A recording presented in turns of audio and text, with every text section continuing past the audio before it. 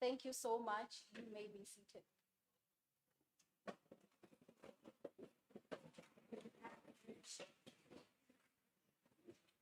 Good morning once more to the distinguished guests, Honorable Deputy Minister. Good morning, Honorable Deputy Minister, the esteemed academic staff, the respected members of the University of Limpopo's management, colleagues, students, all protocol observed.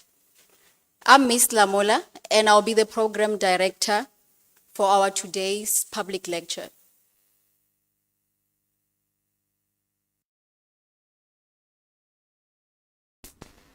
And we are here to engage, learn, and also contribute. You are having a public lecture under the theme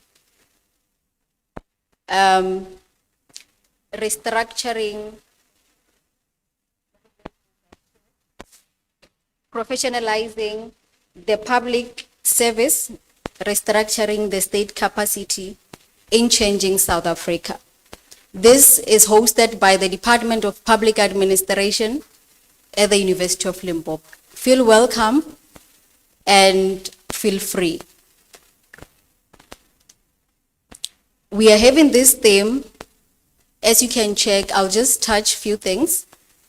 We're having a challenge in the public service, as well as the governance. So this will help us to try and unpack certain things that we can feel that they'll improve the public service. Without any waste of time, we can look at our program on the first item, which is opening and welcome. As we proceed with the program, it is my pleasure and honor to invite Professor Madaje, the Deputy Vice Chancellor of Teaching and Learning, to come and give an opening and welcome. May the choir give us a short hymn as he comes, or we can have a round of applause since they are here. Thank you so much.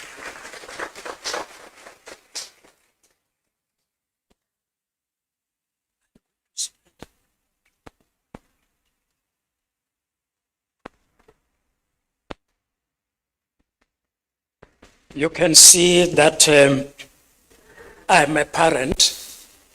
I was just concerned that she will be standing throughout the ceremony. But as a caring parent, I did what I did. Program Director, Ms. Lamula, the Honorable Deputy Minister of the Department of Public Service and Administration, Ms. Kekana, Professor Sibanda, the Executive Dean of the Faculty of Management and Law, Ms. Lea Kekana from the Department of Public Service and Administration, Professor Heri Munjedzi, Chairperson of SAPAM Limpopo Chapter, I learn we also have Attorney Katu Muteiwana, Director of MKP Attorneys Incorporated, Mr. Bernard Twina, Communication Students Association, based at UNISA, Ms. Mulepe from University of Johannesburg,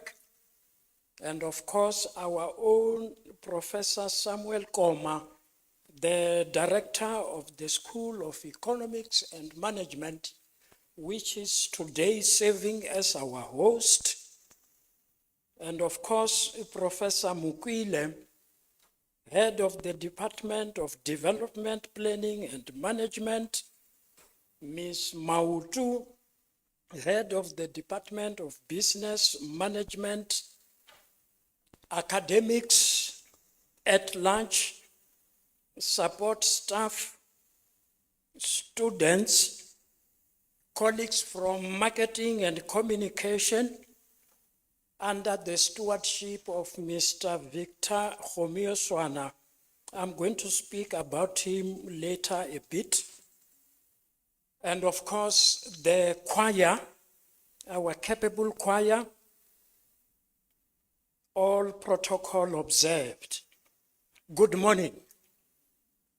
Ndimacheroni, Absheni, and of course, our local language, Towel.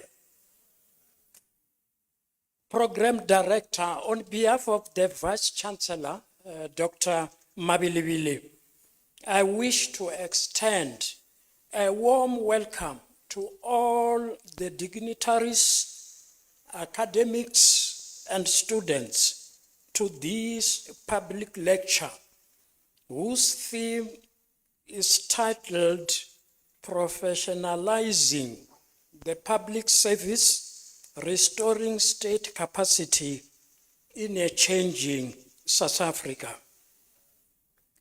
A special word of welcome is extended to the Honorable Deputy Minister of the Department of Public Service and Administration in South Africa, Ms. Kekana. We deeply appreciate her presence here today.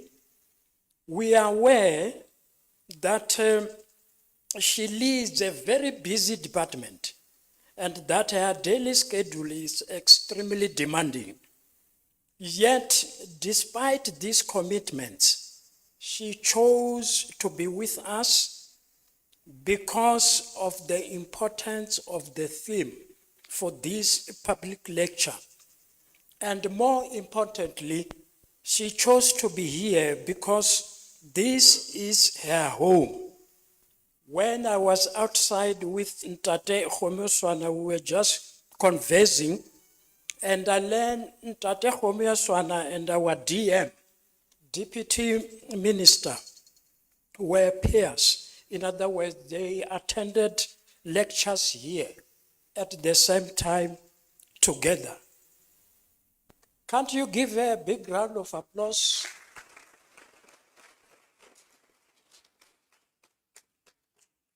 The Honorable Deputy Minister is a very good example to all of us. She teaches us that true leadership is defined by a willingness to serve the people at all times. These days, if you were to invite people to come to your home, they are going to say, we don't have money for petrol. We don't have money for toll gates. And they won't picture. But in your case, because this is her home, and this is because of her true leadership, she could not say no. She is thus what we might say a leader of the people. This is Ubuntu in the true sense. She espouses the philosophy that mutu ki mutu kabat. She knows that she won't be anything without the support of people. And who are the people in this instance? The people are you and I. especially our students. I don't want to embarrass our students, but can you raise your hands so that we have an idea? How many of you are inside this lecture hall? Don't be shy to be a student. I'm also a student. That's why I'm raising my hand. Thanks very much. It's highly encouraging, which shows that the future of this country, we might be doubtful, but seeing so many hands from our students, it shows that the future of this country is going to be in very good hands very soon. And of course, we eagerly look forward to listening to the Honorable Deputy Minister's presentation. I don't want to steal her limelight. I could have prepared a presentation as well, but I did not so, because I know we are going to listen to her, and we shall all be ears so that we take the message that she shall have presented to our hearts. To the Faculty of Management and Law, we also sincerely appreciate your efforts under the leadership of Professor Sibanda, and in particular the School of Economics and Management and the Department of Administration. If I may go back to our students, who has registered administration as a module? Can you raise your hands? It's also a large number. You did well. It is encouraging to see that through this initiative, we as an institution and you as a faculty, you are striving to integrate theory with practice. In other words, when you go to our lecture halls, you are given those big textbooks to read. Those are theoretical in nature. But by having seminars and lectures of this nature, the faculty would like to ensure that you become well-rounded students, that you have to mix theory and practice, so that when you leave this institution, you are going to be beneficial to the country and even to the world at large. I'm almost done, Program Director. To all our distinguished guests and members of the audience at large, thank you sincerely for joining us in this crucial lecture on a highly relevant topic: the impact of public service and administration on the lives of all citizens of this country. With these few words, I once again extend a warm welcome to all of you, and in particular to our esteemed guest, our Honorable DM Ms. Kekana. And I trust we are going to have a fruitful and engaging discussion later. I thank you.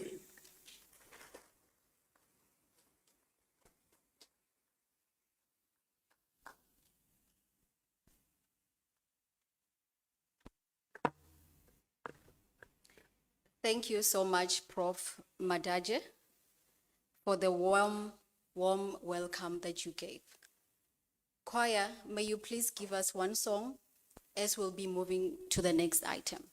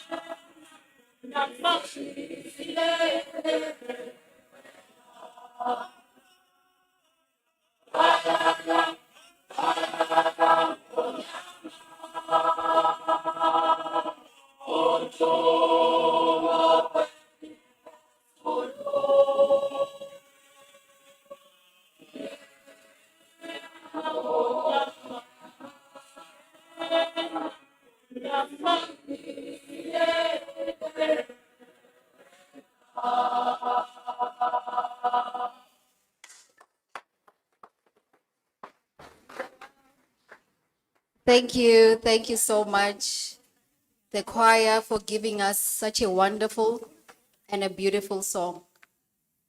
Thank you so much. So we are proceeding to the next item, which is the purpose of the day.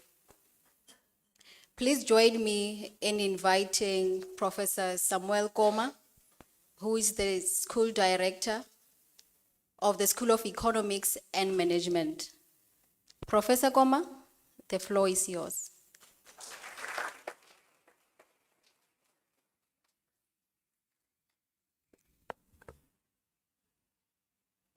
Good morning, everyone.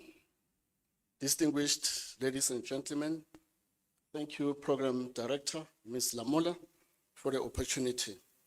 My special greetings to our esteemed guests, colleagues, students, the University of Limpopo's executive leadership, led by our Vice Chancellor and Principal, Dr. J. Mabelebele in absentia, our DVC for Teaching and Learning, Professor R.M. Madaje, our Executive Dean, Professor O.S. Sibanda, Honorable Deputy Minister, Ms. P.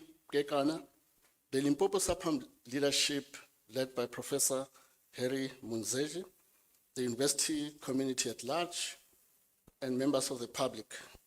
Program Director, it gives me pleasure to outline the purpose of this prestigious public lecture organized by the Department of Public Administration, situated in the School of Economics and Management, in the Faculty of Management and Law of the University of Limpopo.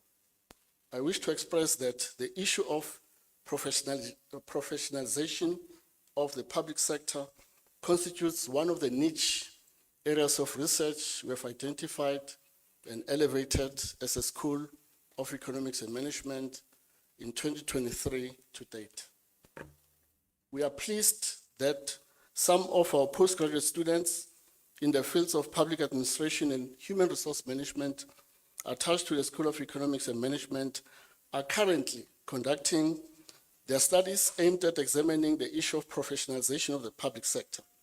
The end product envisaged in these studies is the design of a professionalization model or framework attuned to the conditions, the circumstances obtaining in the South African public sector. Beyond the research work, including postgraduate research undertaken by our colleagues and students, we have partnered with the National School of Government, that is the NSG, a subsidiary of the Department of Public Service and Administration, with a view to contribute towards building state capacity through education, training, and research.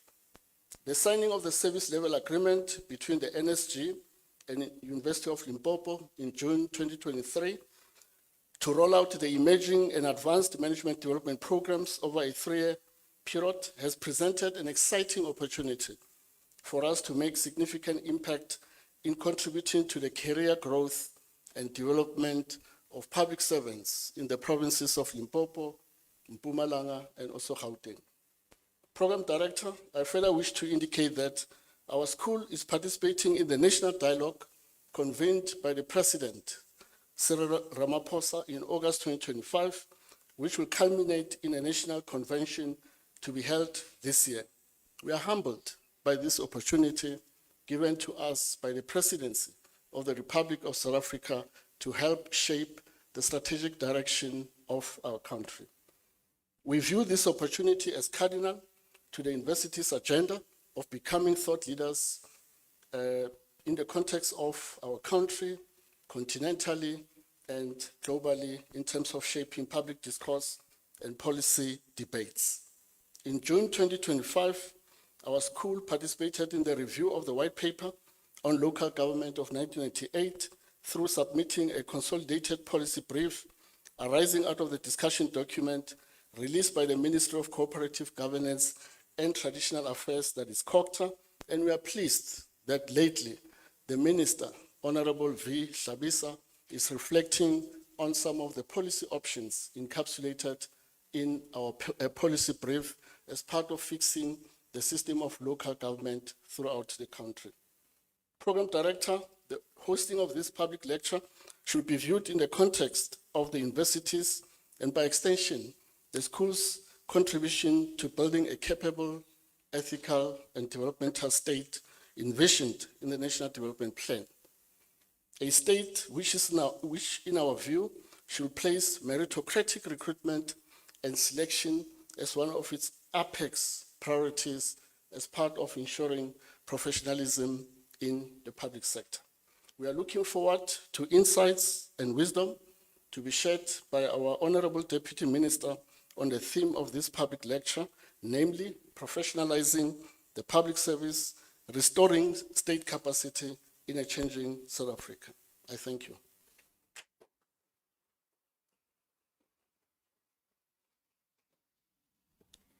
Thank you so much, Professor Samuel Koma, for clearly stating the significance of this gathering.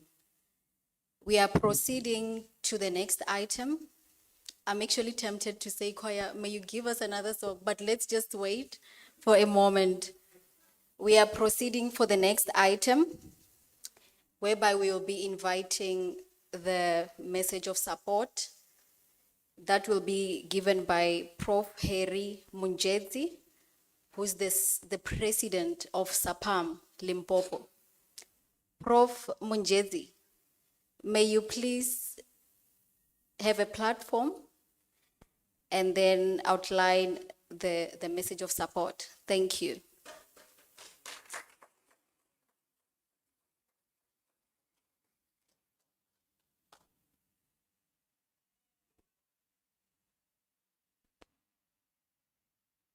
Good morning, if it's still morning. Just for correction, I'm not the president of SAPAM. Professor Khutazo Shai, who works in this university, is the president of SAPAM. I am the chairperson of the South African Association of Public Administration and Management, SAPAM, in the Limpopo province. When I got here earlier, I was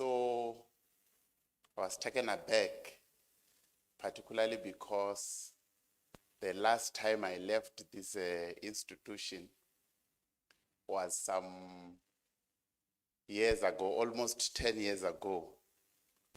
I think it was in 2017 or so.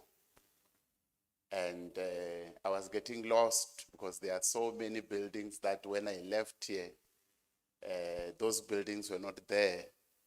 So I was getting lost, but fortunately I recognized a face that I knew that I worked together at the time. Actually, I taught at the time, so managed to show me the way. But as I said, I represent SAPAM in the province. Deputy Minister Pinky Kekana, leadership of the university, Professor Madaje, the DVC, the executive dean.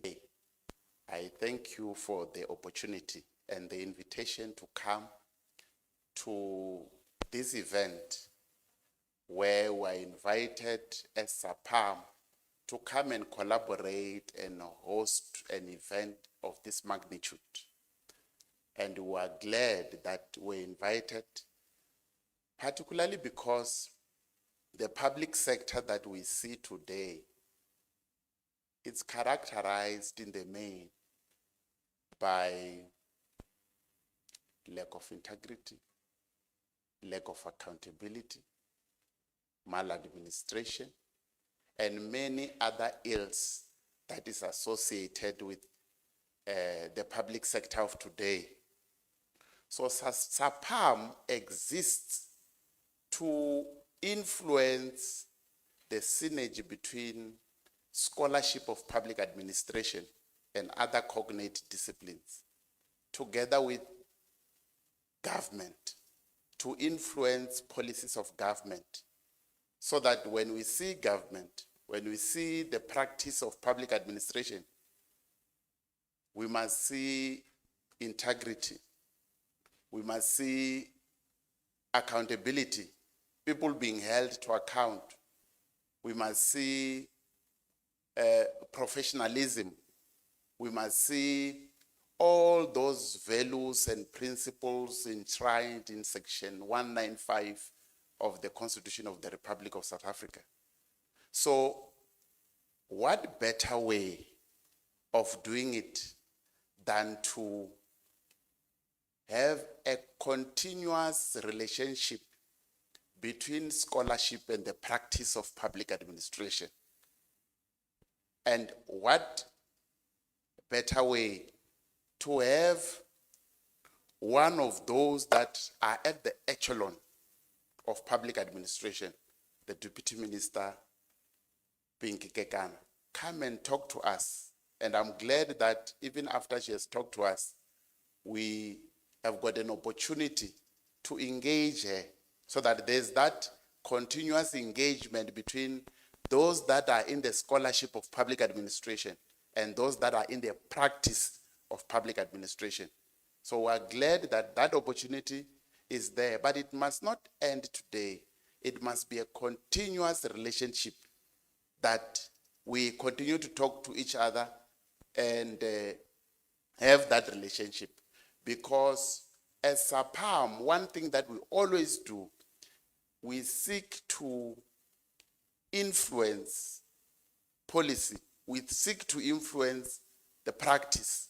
And this is the good opportunity to do it, but also in other policy platform. But I will not also be doing justice if I don't say that SAPAM, which its members in the main are scholars, but as well as students and practitioners.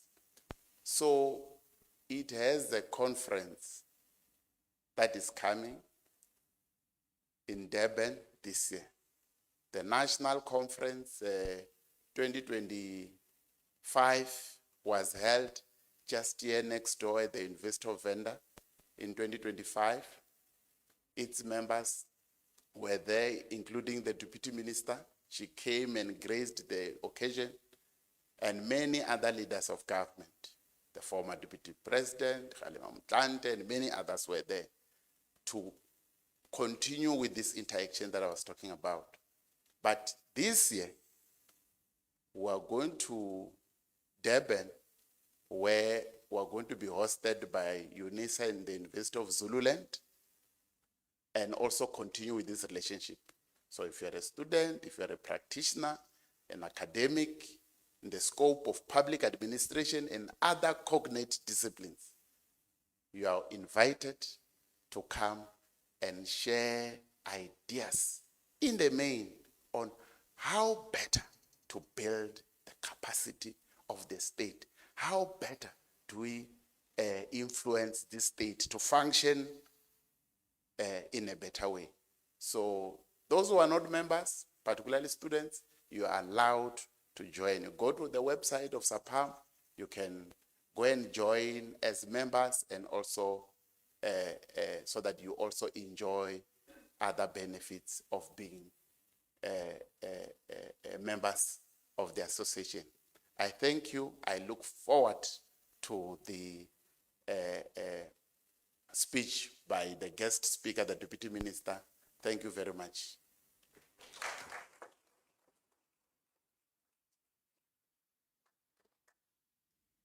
Thank you so much, Professor Harry Munjezi, in such a wonderful message of support.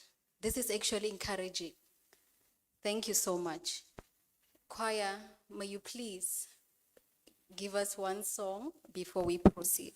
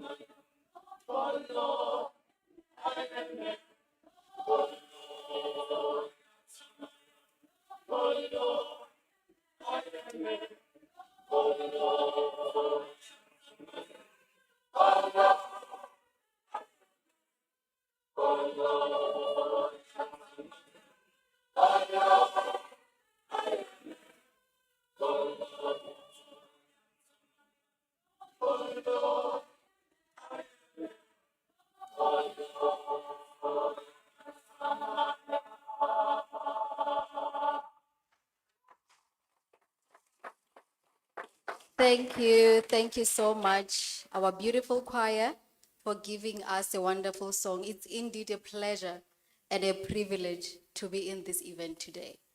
We are proceeding to the next item, which is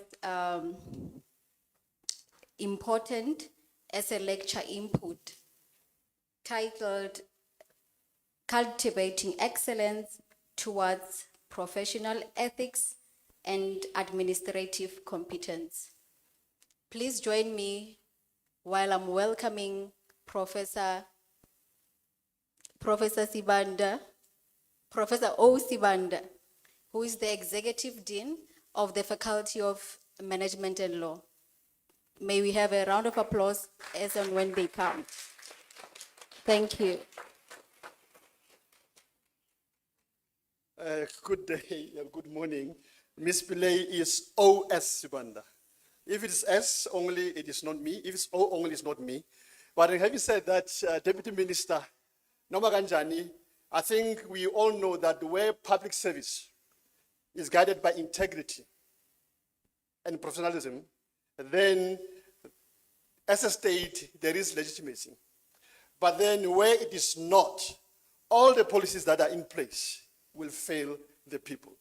Ladies and gentlemen, my address today is titled Cultivating Excellence Towards Professional Ethics and Administrative Competence. At the core of what I'm going to say, I haven't scribbled in the last few minutes, is us to say there are certain challenges that this theme is saying we must confront. And fundamental to this particular speech is, what does it truly mean to build a capable and integrity-prone state or public administration environment? This morning when I was here, I asked a few of my students before, when we were preparing for you and everybody, Deputy Minister, to say, tell me what is the difference between public administration and public affairs? They did give me answers, but they said they will also want to engage that particular subject in their class. Ladies and gentlemen, a capable state is not only defined by its constitutional and legal framework, nor the sophistication of the policies that are there, but rather by the people it has entrusted in discharging the service. The people who are going to give life to those policies. The public servants who on the daily or on daily basis, their decisions will continue to shape the life and the lived realities of those citizens, that is me and you. In this regard, when we talk about professional and professionalism in the public service, we must understand it from the following three interrelated lenses that I'll briefly speak on: legal, the moral, and the public interest. First, let's look at the legal dimension, because then I'm the legal scholar. South African constitutional democracy and the constitution itself is anchored on the rule of law. It says and envisions a public service, a public administration that is governed by democratic values. The values, the principles of accountability, transparency, responsiveness, and the high standard of professional ethics. When we are saying we are professionalizing the public service, therefore, it is not optional. It is a constitutional imperative. And thanks, Head of Department, for putting this together. There, you guys, you look the same. Having said that, so it means that administrative competence, as we are addressing, requires more than technical skill. It demands adherence to lawful processes, to consistency in decision making, and respect of institutional integrity.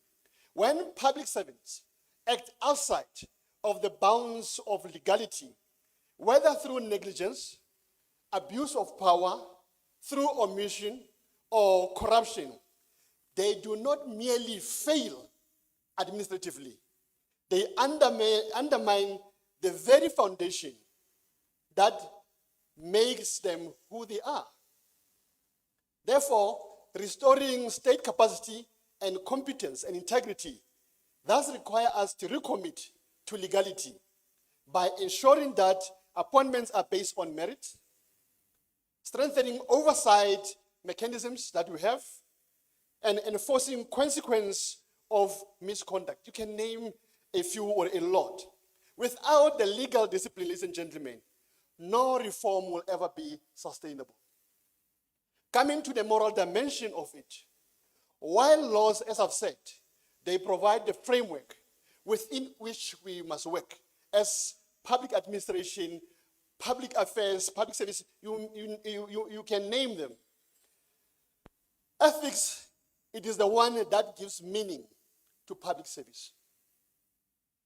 Professional public servant must not only ask the question, is it lawful? They must ask the question, is it right?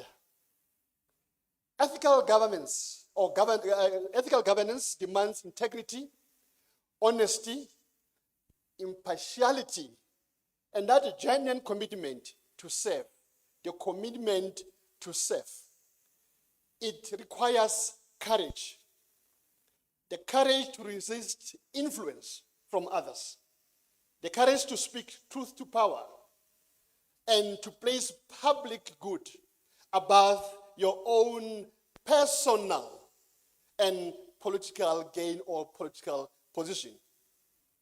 In recent years, as we have seen, South Africa has been plagued or has witnessed some profound consequences of ethical failure within the public service, among other divisions in government.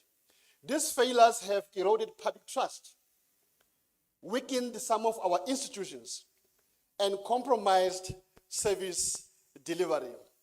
You know, I always never try to miss on the opportunity to say I am from a little town in the northwest called Ottosdal. And then I've not been without water for all these years. And I'm 53. So you can imagine. No, yes, I'm 53. I look young, but I'm 53. So hence I was saying it compromises service delivery. Yet, within this particular reality lies opportunity, Deputy Minister and everybody. And this is not a lecture to Deputy Minister, but I'm saying this because then she did also influence what I'm going to say. When she was putting frameworks at the table, she was not aware of what needs to be done. Here lies the opportunity with this reality. Opportunity to rebuild the culture of ethical leadership within the public service. Cultivating excellence means embedding ethics into the following. Again, recruitment and training, performance management, and the culture of the institutions and organizations that are there that we regard as public administration. So, recognizing that professionalism, it is not merely about competence, ladies and gentlemen, it's about character. I'll be done not long, but I was given 20 minutes. I'm only at the 5th minute. Thirdly, and I think this one is also important in the 3 lenses that I noted, that is public interest dimension. At essence, public administration exists to serve the people. Hence, we have Batupili. So I don't know how many of us have grown to understand what it means. It means this particular institute, it exists only to serve the people. So legitimacy, ladies and gentlemen, of the state is derived from not only its authority alone, from its ability to respond to the needs, aspirations, and to the dignity of its citizens.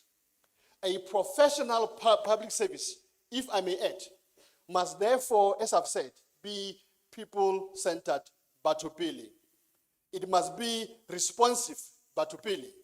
It must be inclusive Batupili. It must be committed to equitable service delivery Batupili. In a changing South African landscape marked by inequality, unemployment, social transformation as one of the demands, there is again that immense demand that our public service terrain must be able to place citizens in service delivery at its core. Citizens do not only have to experience the state through the policies that are put in place or policy documents that Professor Akoma spoke about.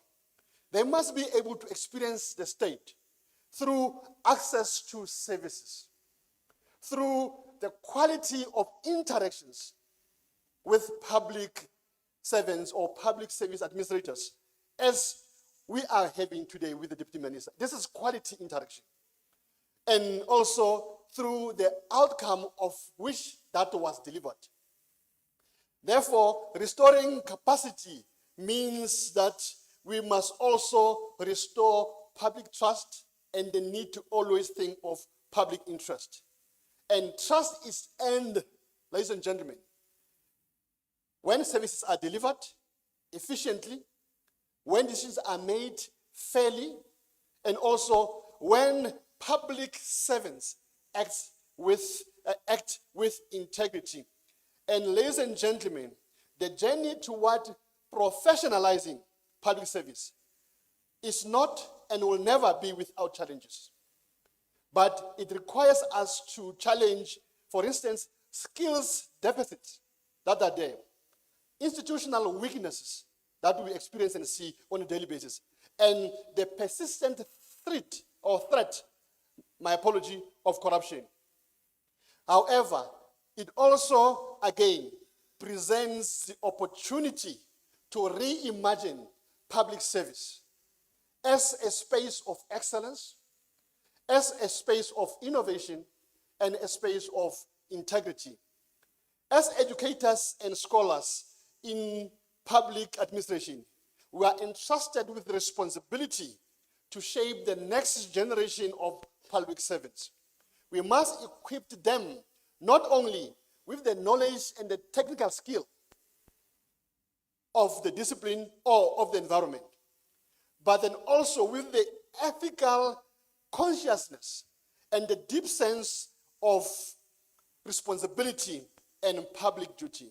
Allow me, as I move towards conclusion, to speak to the students, particularly those of public administration that are present here today, to say to them, you are the future of South Africa's public service. That is why you chose this particular line of study. That is why you chose this particular line of study. The responsibility that awaits you is very profound. You will be called by different divisions, privately or publicly, really to make decisions that will affect the lives of all of us, the communities that will be serving, and also making decisions that will determine the trajectory of our nation as the beautiful nation of South Africa. So you can see that now there is a lot for you to be doing. And I'm going to urge you as students of public administration, public affairs in particular, to embrace professionalism, not as a requirement, but as a calling. Commit yourself to excellence. Uphold ethical standards. Serve with integrity. And also allow those who are serving you, as far as your education is concerned, your lecturers, give them the dignity and the integrity that they deserve when they are in front of you. But that's the only way. It's a two-way street, by the way. For it is through your actions that will promise that in the future we'll have a capable state public service and a state that really will make sure that now we realize that what that we want to see and not everything that is going to diminish. In conclusion, and as I conclude, Bravik, allow me to leave you with the following few reflections. That is statements that I hope will resonate with you beyond this particular lecture. And I'm going to go slow with the following. State capacity is not only measured by the promises governments make. That's not state capacity. But by the professionalism with which those promises are delivered.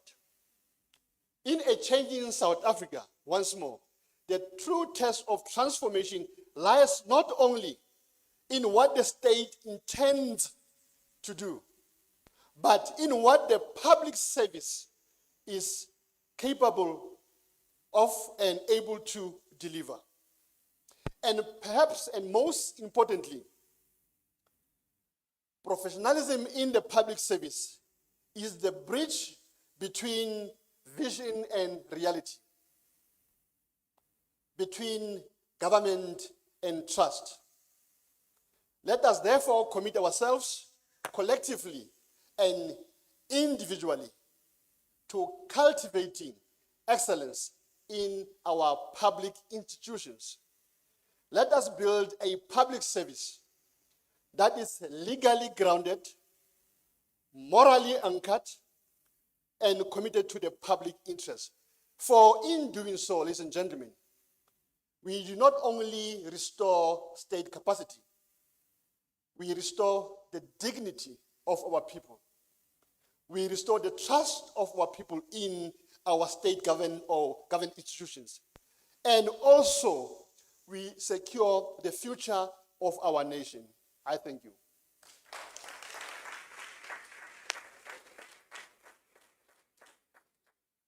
Thank you so much, Professor O.S. Sibanda, for such an insight, interesting, and informative presentation. Thank you so much. Allow me to move to the next item, which is the introduction of the keynote speaker. Please join me when I'm inviting Ms. Pillay, who is the head of the Department of Public Administration. As she will be preparing to come to the front, may the choir please bless us with one hymn or song. Thank you.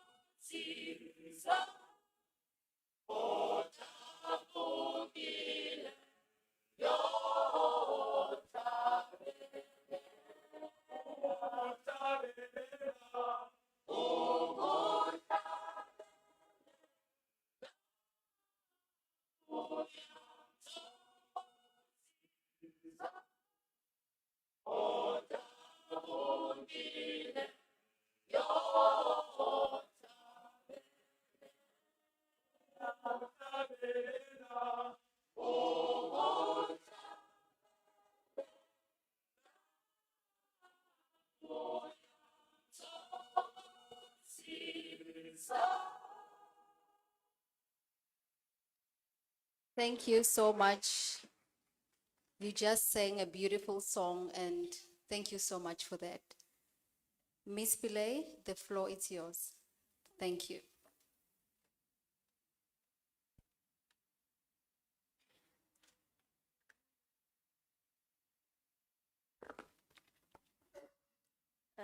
The way it's so nice to be here, you'd say that we are moving at a very fast pace. So can we slow down a bit, Program Director? Esteemed guest, our Vice Chancellor in absentia, Dr. Jeffrey Mabelebele, our Deputy Vice Chancellor Teaching and Learning, Professor Madaje, our Executive Dean Faculty of Management and Law, Professor O.S. Sibanda, our Director, School of Economics and Management, Professor Samuel Koma, our Marketing Head Director, Mr. Khomeswana, Victor Khomeswana, our academic staff members, support staff, our beautiful students, and our choir UL choristers, which is blessing us with their melodies today. Ladies and gentlemen, receive my warm greetings.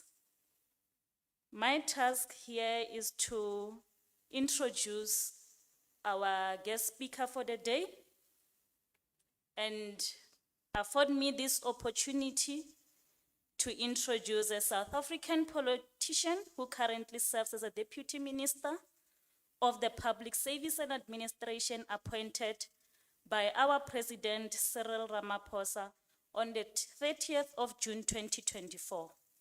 Before her current role, she served as a Deputy Minister in the Presidency responsible for planning, monitoring and evaluation, a position she held since the 6th of March 2023.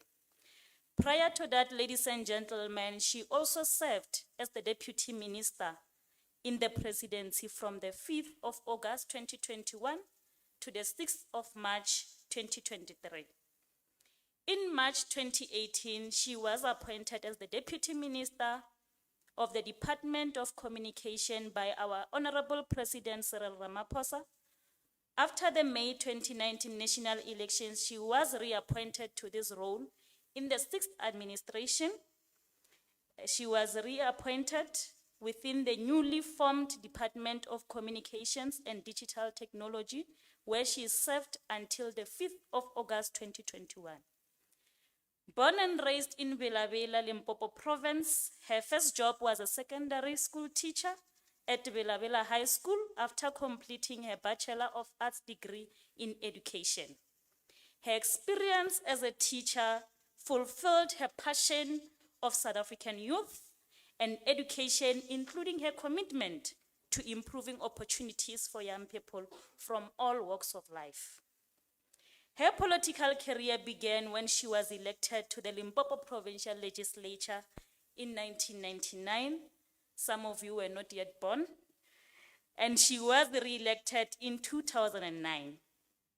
She has also served as an executive mayor of Waterberg District, the MEC of Limpopo Roads and Transport, the MEC of Economic Development, Environment and Tourism in Limpopo.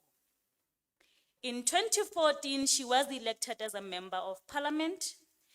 In this role, she served on several committees, most notably the Standing Committee on Finance and the Ad Hoc Committee on Filling of Vacancies in the Commission for Gender Equality.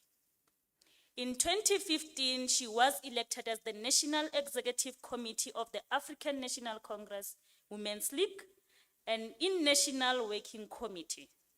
She was subsequently appointed as the Women's League Chairperson on International Relations and later the Secretary General of the Pan-African Women's Organization, a position which she served until April 2020. In December 2017, she was elected to the African National Congress National Executive Committee in this capacity, and she serves on several subcommittees of the party. In 2019, she was appointed as a member of ANC National Youth Task Team, a role she served until 2021. And in 2022, she was appointed as a member of ANC Women's League National Task Team. Following the ANC National Conference in 2002, once again, she was elected to the Party National Executive Committee and the ANC Women's League National Executive Committee in July 2023. In addition to political roles, she is an African Union diplomat and the former Secretary General of the Pan-African Women's Organization. She currently serves as the patron of Pan-African Business Women's Association till today.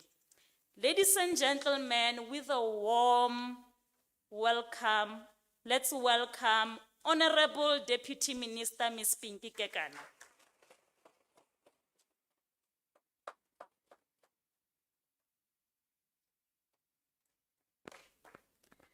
Thank you very much, Me Rosina Pillay. Let me acknowledge our Program Director, Ms. Lamula, our Deputy Vice Chancellor, Professor Madaje. Let me also acknowledge our host, Professor Samuel Koma. Initially, I wrote Professor Koma, but because I'm going to another professor who's very particular with initials, I wanted to make sure Prof. O.S. Sibanda. So let me also acknowledge you. The chairperson of SAPAM Limpopo chapter, Professor Harry Munjezi. Let me also acknowledge my fellow colleague at the university, at UNIN in those days. And we were both choristers of UNIN Choral. So we come a long way. Distinguished guests, members of the academic community who are here, our students, the University of Limpopo Choir. Let me also acknowledge you. Ladies and gentlemen, being born of this Limpopo soil, it is a special honor for me to join you here today at the University of Limpopo for this important public lecture. I wish to thank you sincerely for this invitation and for convening a conversation of real national importance. The theme before us this morning, I quote, Professionalizing the Public Service, Restoring State Capacity in a Changing South Africa. This theme is both timely and profound. It is timely because South Africa continues to navigate a period of institutional pressure, rising public expectations, and deep social and economic change. And it is profound because the future of our democracy will depend in no small measure on the quality of the state and on the quality of the public administration that sustains it. This is not merely an academic theme. It is not only a policy theme. It is a national theme. It is about the kind of state we want. It is about the kind of state our people deserve. It is about the kind of public administration our democracy requires. And ultimately, it is about whether government is able to meet the hopes, needs, and dignity of the people of South Africa. That is why this conversation matters. It matters to government because capable and professional public administration, even the best policies, will not deliver their full value.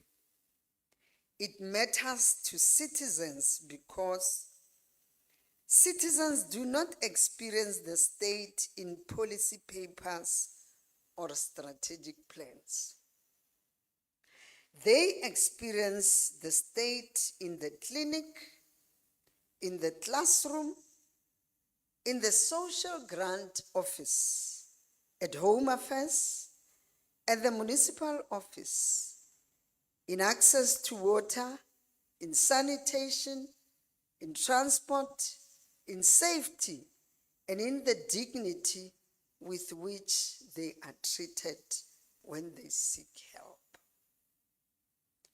And it matters to institutions such as this university because the future of the public service is being shaped in places such as this, in what is taught, in what is researched, in what is debated, and in the value of being formed in the next generation of public servants.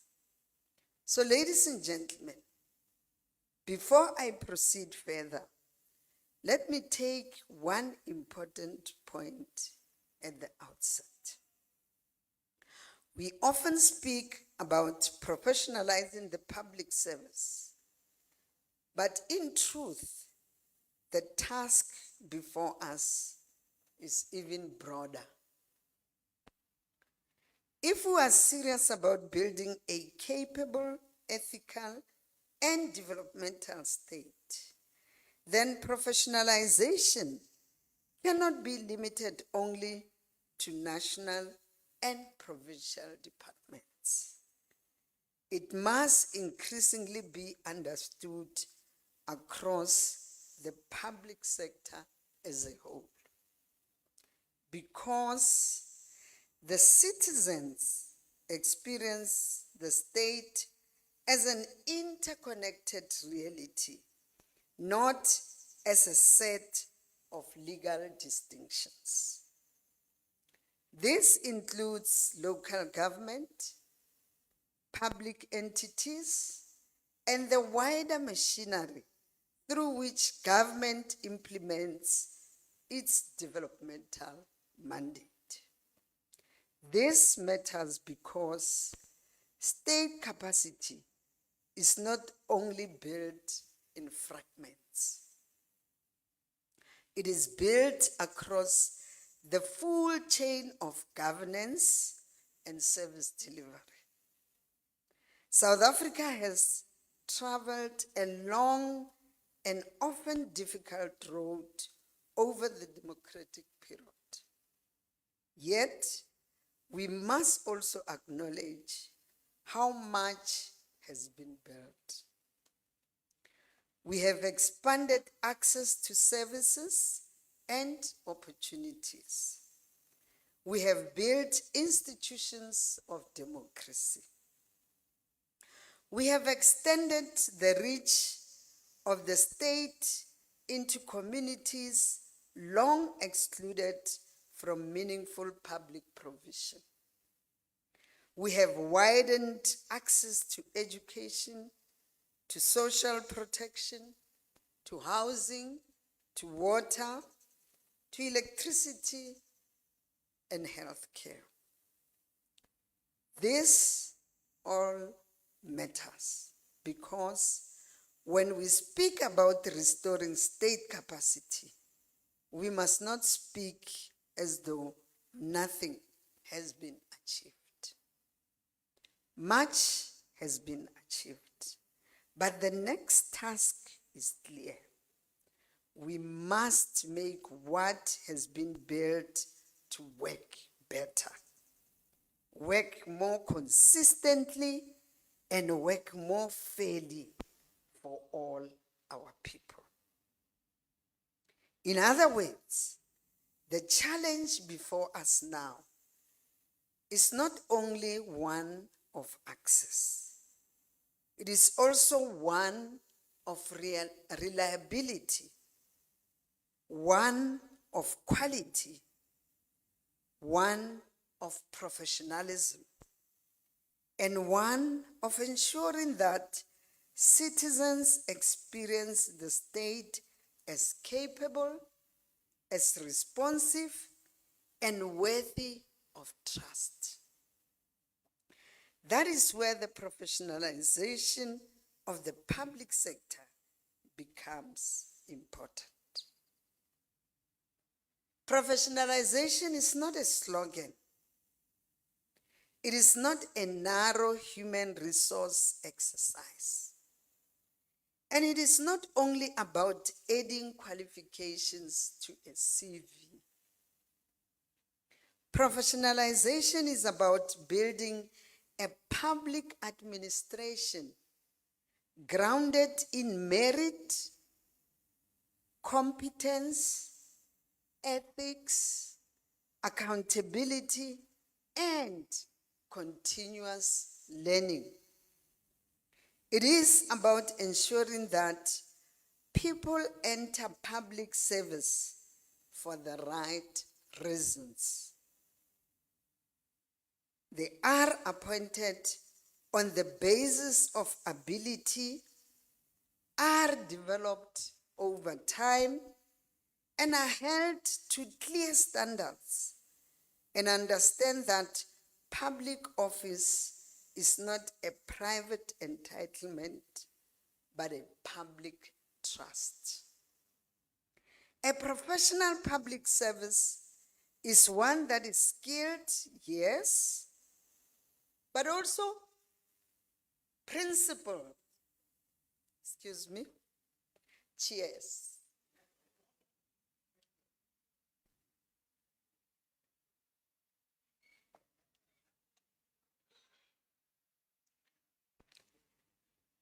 A professional public service is one that is skilled, yes, but also principled. It is efficient, yes, but also accountable. It is capable, yes, but also citizen-centered. That is the public administration South Africa needs.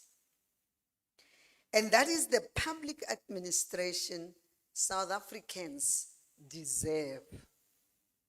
Ladies and gentlemen, it is important to remember that this agenda did not begin yesterday. The effort to professionalize the public service did not begin only with recent frameworks and reforms. It has roots in the democratic transition itself. From the earliest years of democracy, there was a clear understanding that South Africa needed an efficient, career-oriented, fair and impartial public administration that would loyally execute the lawful policies of the democratic state and serve the public without bias. The white paper on the transition of the public service, the Presidential Review Commission, the evolution of the senior management service, internship programs, training reforms, and later, the National Development Plan, all reflected the same underlying understanding that a developmental state must be built on a capable institution and a professional public administration. It was in that spirit too that the Batupele principles were introduced.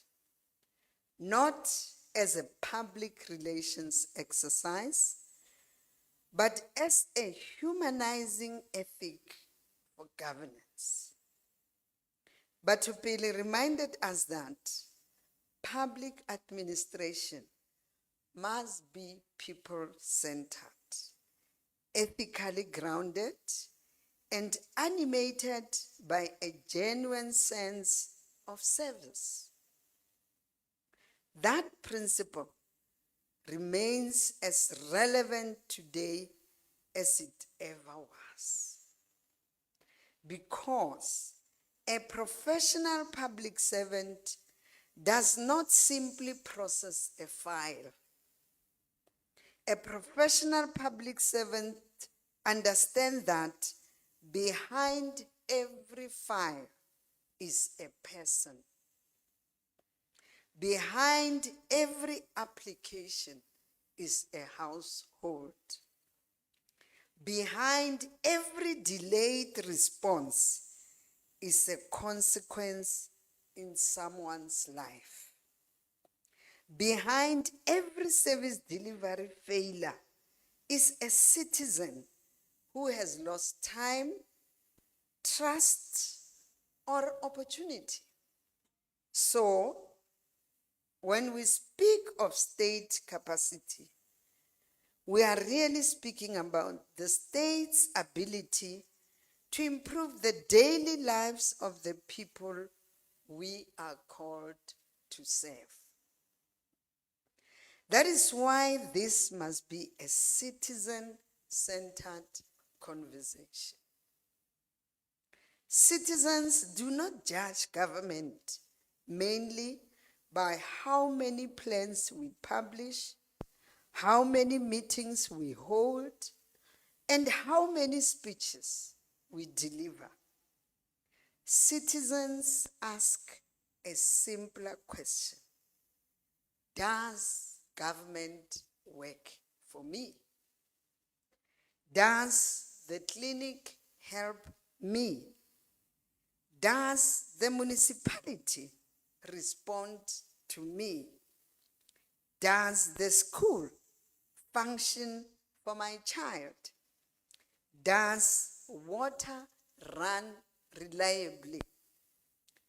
Can I get the document I need without unreasonable delay? Does the public servant in front of me treat me with respect?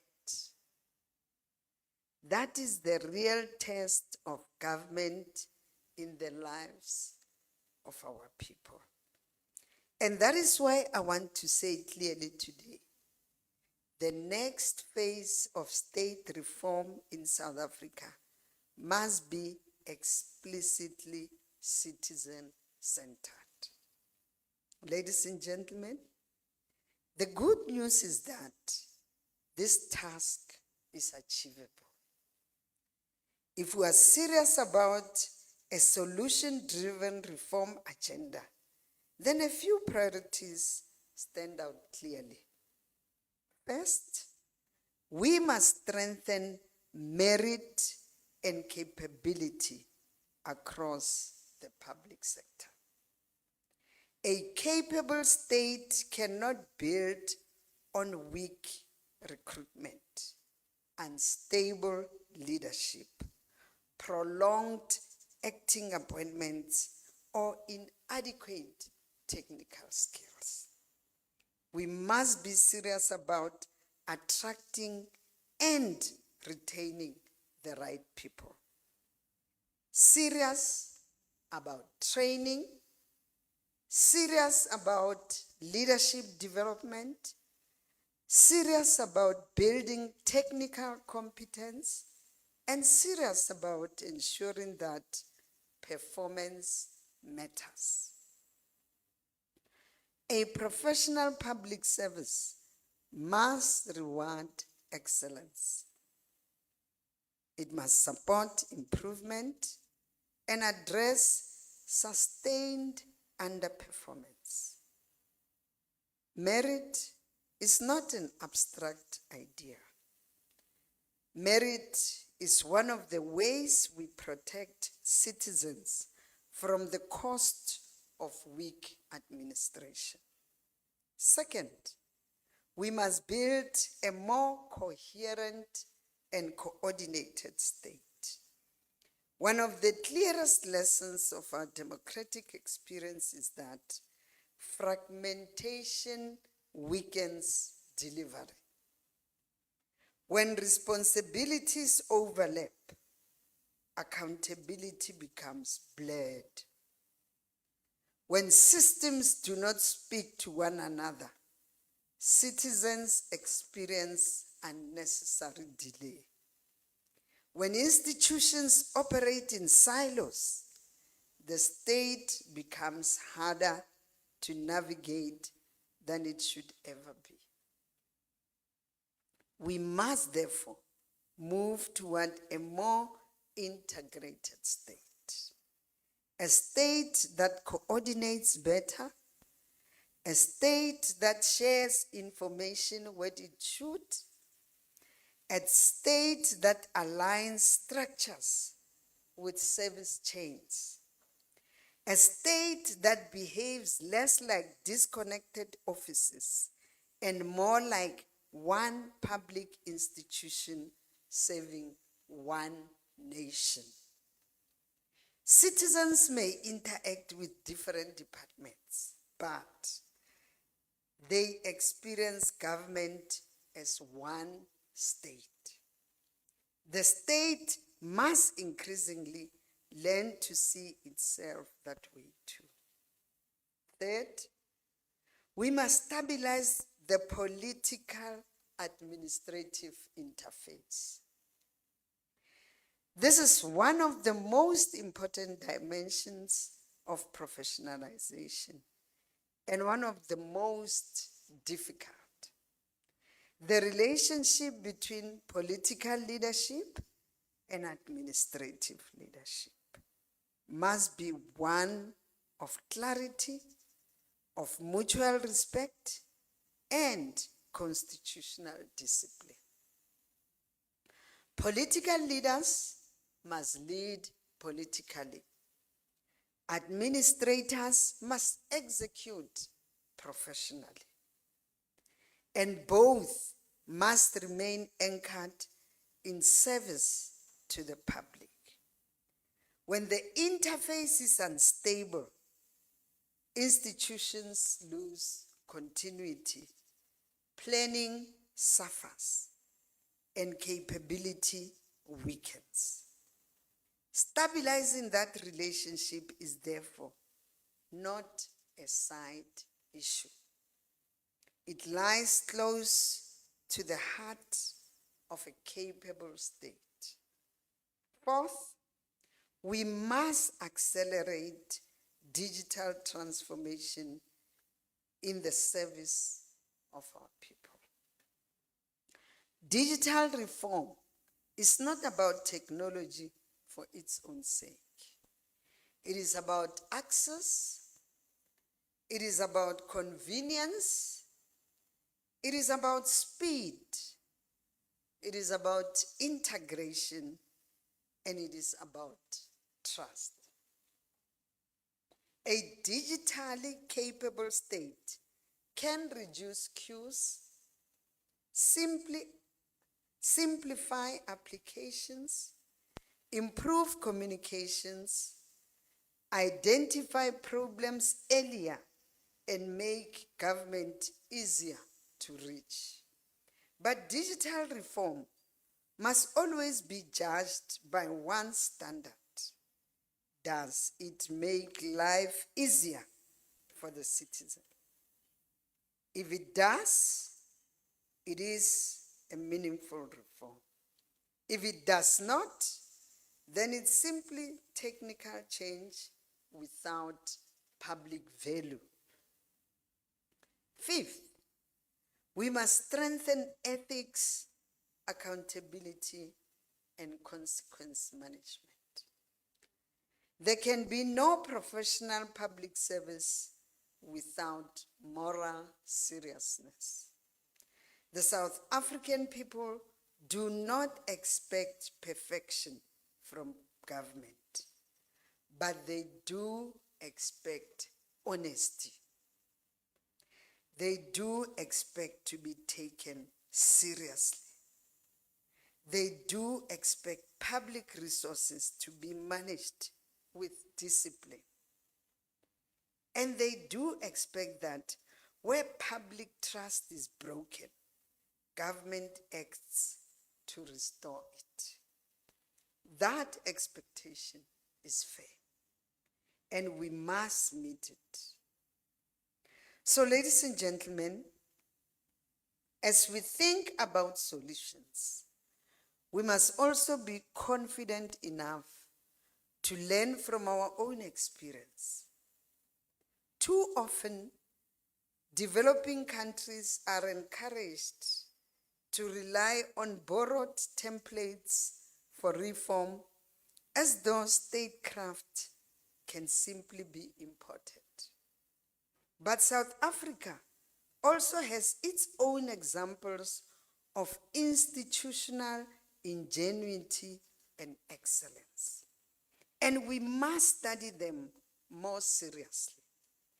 We must ask what works here in our conditions, in our history, and in response to our own developmental realities.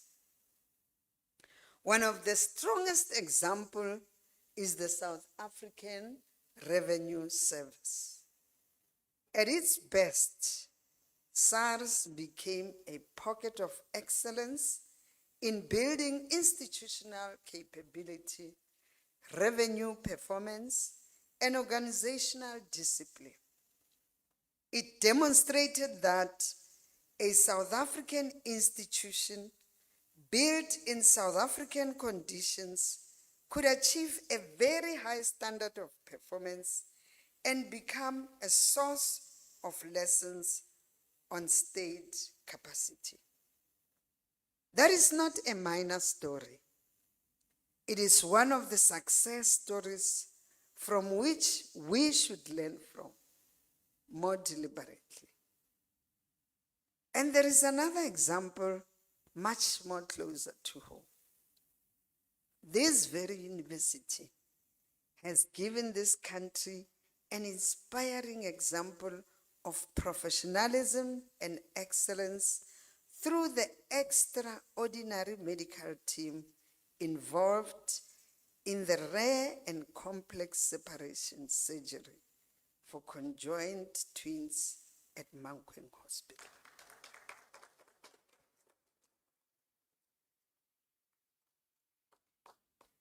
That achievement was not only a medical success, it was a demonstration of what becomes possible when knowledge, skill, dedication, and public purpose come together in service of life. It is precisely the kind of South African excellence that should strengthen our confidence in our own ability to build institutions that work. That is why universities matter so much. Universities do not merely produce graduates. They help produce the intellectual and ethical foundations of a nation. They shape how future public servants think about service, evidence, leadership, power, and responsibility. We need graduates who are not only qualified, but grounded, not only ambitious, but ethical, not only technically competent, but developmentally conscious, not only able to navigate bureaucracy, but committed to improving it. So, to the students gathered here today, let me say this directly. Guys, South Africa needs you. It needs your intelligence. It needs your discipline. It needs your values. It needs your impatience with dysfunction. And it needs your confidence that public institutions can work better than they do today. But if you choose public service, choose it with seriousness. Choose it not for status, but for contribution. Choose it not for title, but to carry responsibility. Choose it not merely to occupy office, but to build institutions that endure. And to the academics and practitioners here today, I make a similar appeal. Continue to help us think rigorously. Continue to help us evaluate honestly. Continue to help us distinguish between reform that sounds impressive and reform that actually improves the lives of our citizens. A state that does not learn will not improve. And a democracy that does not invest in administrative thought will struggle to govern effectively. So, ladies and gentlemen, let me close with a direct call to action. To government, let us professionalize not only our frameworks, but our conduct. Let us modernize not only our systems, but our service culture. Let us improve not only coordination on paper, but coordination in practice. Let us be more disciplined in implementation, more serious about accountability, more open to innovation, and more committed to the simple but profound principle that government exists to serve its people. Let us build a public administration where merit matters, where ethics matter, where competence matters, where reliability matters, and where the citizen is not treated as an afterthought, but as the organizing purpose of the state. Because if we professionalize the public sector, we strengthen the state capacity. If we strengthen the state capacity, we improve service delivery. And if we improve service delivery, we restore trust. And if we restore trust, we strengthen the democratic state itself. That is the work before us. It is important work. It is urgent work. It is noble work. And with the right values, the right leadership, and the right commitment, it is work South Africa can do well. Let us therefore move forward with confidence, with discipline, and with purpose. And let us build a public service worthy of the Constitution, worthy of our people, and worthy of the future we seek to create. I thank you.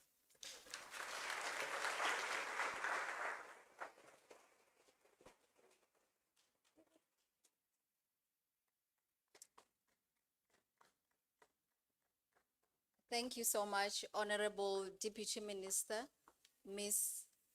Pinky Kekana, for such an educational and informative keynote address. This is really a moment where we are learning, so it's a pleasure to be in this public lecture today. Without any waste of time, I'll open a floor for questions as we are going to the next item, which is engagements. What will happen is that I'll allocate 30 minutes for the engagement, whereby you ask questions, if you have any reflections, any input. And then marketing will assist me with the microphone. So to just control the room, I'll open the floor for questions. So what is going to happen is that please make sure that you keep your question brief. And when you have questions, you can start by giving your name or saying your name, and then we take it from there. Thank you. Marketing, can I have the facilitator of the mic ready? So I'll be taking questions.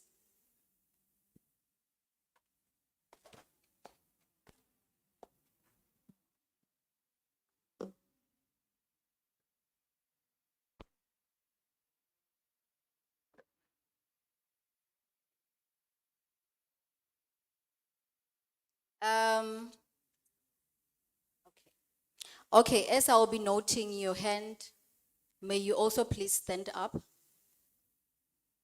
Yes, you're noted.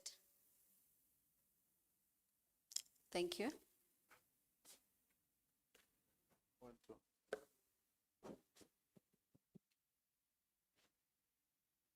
Is it working? Yeah, thanks very much. Okay. My name is Ramwashi Advice. I agree to all. Now, I just have 2 or 3 questions. Let me say protocol observed for the sake of time. To our Honorable Deputy Minister, I had the presentation, but my question is just that on issue of professionalizing this words, man, public service. Now, I have many issues that I can ask, but one burning issue that I have is that I have an issue particularly with cadre deployment, that I personally think that we come to these institutions and then be taught and trained on how to be professional when dealing with public service. But at the end of the day, we find ourselves subjected to matters like cadre deployment and nepotism. But particularly, I want us to just discuss this one of cadre deployment, to say that how then do we look to address the matter of professionalizing public service if we are still having cadre deployment in hand? Because with cadre deployment, we are dealing with people whom are hired or put in office overlooking the issue of merit compliance. So how do we then, Honorable Deputy Minister, then make sure that the issue of professionalizing public service is stable and it's in action when we still have this thing of cadre deployment? I thank you. All right, thank you so much, Ramashi. The next hand. Yes. Thank you very much. Good afternoon. My name is Innocent Dr. Nyoni, a Master of Public Administration student prone to graduate this year. Congratulations in advance. Thank you very much. I also had a myriad of questions, but I heard the keynote speaker talking about what needs to be done in South Africa. The issue of politics having to do their work, which is to create policies, and administrators, which is to implement policies. But over and above that, oftentimes we have seen that politicians interfere with the work of administrators. My question is, where do we actually start? Where do we begin? What do we do practically? Because we already know what needs to be done, but then what do we then need to do? Internship programs, they run in government, they run for 2 years, 24 months. But then at an entry level in government institutions for a job, you need, or you are being told that you need 3 years experience. Then what is the exact purpose of internships? Are you making or are you issuing these programs of internships to build or rather capacitate people with the skills, or you are trying to absorb them into the system? I think we have a different idea of internships. We often think that when we are given internships, we are actually trained to be absorbed into the system. But then people are given internships, but they are not absorbed into into work environment. As a result, they go back to the street of unemployment because they cannot participate twice in government internships. So maybe if you can clarify that as to why exactly do we create these internship programs. Thanks very much. Thank you so much, Innocent. The next hand, yes, you're noted.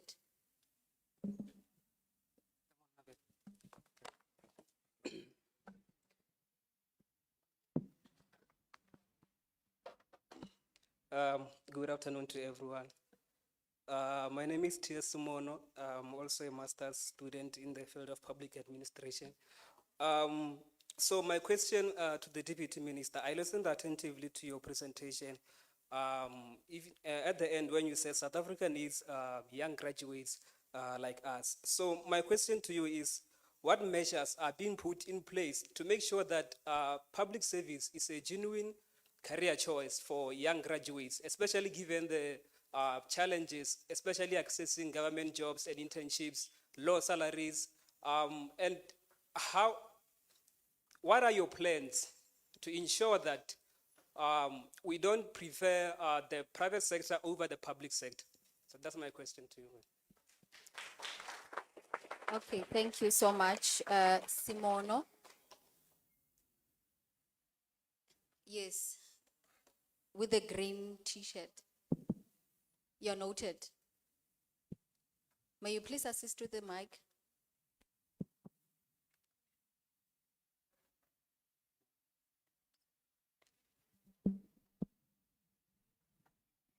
Greetings, Fortunate Maponya.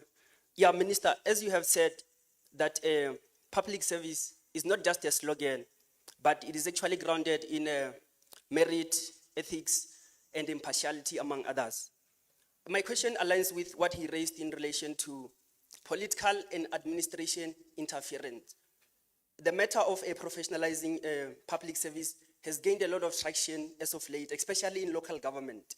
But we have seen that this matter is not only confined to local government. We have seen the likes of a Zondo Commission not equate to any meaningful convictions. We have seen director generals at a provincial level complaining that politicians are influencing their ability to do their work. So from a legislative point of view, how can we move to a point where we ensure that professionalization is not then hindered by political interference and political loyalty, which end up excelling towards the detriment of public service, among things such as cadre deployment? Thank you. All right, thank you so much, Mr. Maponya. The next hand, yes, you're noted. Thank you. My name is Kucho Mabolo. Deputy Minister, I would like to ask you a question which is a bit more personal, and I hope that you don't forget it. especially in line with current trends and what is currently prevailing in the country. I'll take place from your presentation towards the end when you said that South Africa needs us and it needs our impatience with dysfunction. Now, as I said that, I need you to give me a personalized answer to this question that I have for you. With regards to the ongoing commission of inquiry that has been set up by the president to investigate certain allegations that were made stemming from the South African Police Service. Deputy Minister, do you think that having commissions of inquiries that are often extended at the request of the chairpersons and the period that it takes for recommendations to be made and ultimately the implementation of such recommendations, from where you are sitting, do you think that South Africans are patient with such processes? Again, you said, Deputy Minister, that, let me just quote from this because I did put it on my notes here, that there cannot be any professional service without moral seriousness and consequence management. How long should South Africans wait for consequence management to take place? Because according to you, and of which I 100% agree with you, we should be impatient with dysfunction. And I think it is clear for me and you to see that currently there's dysfunction within the police service. However, there's an ongoing commission of inquiry of which you don't know when it will end. Do you think that we are on the right track with regards to ensuring that there's consequence management for those who are found to be in the wrong? As you can see currently now in the commission that there are certain people who are fingered to be doing wrong things. Do you think that the approach that we have taken, as pronounced by the president, to have a commission of inquiry to ultimately arrive at a situation where allegations are tested and consequence management is implemented, do you think that particular period is what we can afford as South Africans? Thank you so much, Mr. Mamabolo. I think now we'll be having the last hand. Okay, you're noted. Please assist me with the mic.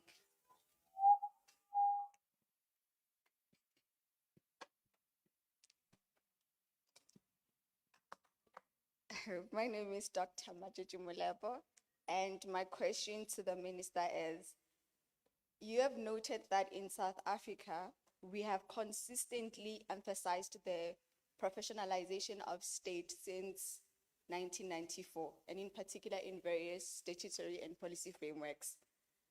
You mentioned that the true professionalization of state is experienced by citizens and in particular in clinics, SASSA departments, home affairs, and local infrastructure. My question is, at which specific point in the policy to implementation process does this whole professionalization agenda break down? Is it in the political interference? Is it because of bureaucratic capacity, coordination failures, or accountability mechanism? And based on all these options that I've just provided, which of these is the binding constraint? Which is the main critical point that needs to be addressed first? Thank you. Thank you so much, Dr. Mulebo. I think now, since we have the first round of questions, I can allow the Deputy Minister to answer, and then I'll take the second round of questions. Thank you.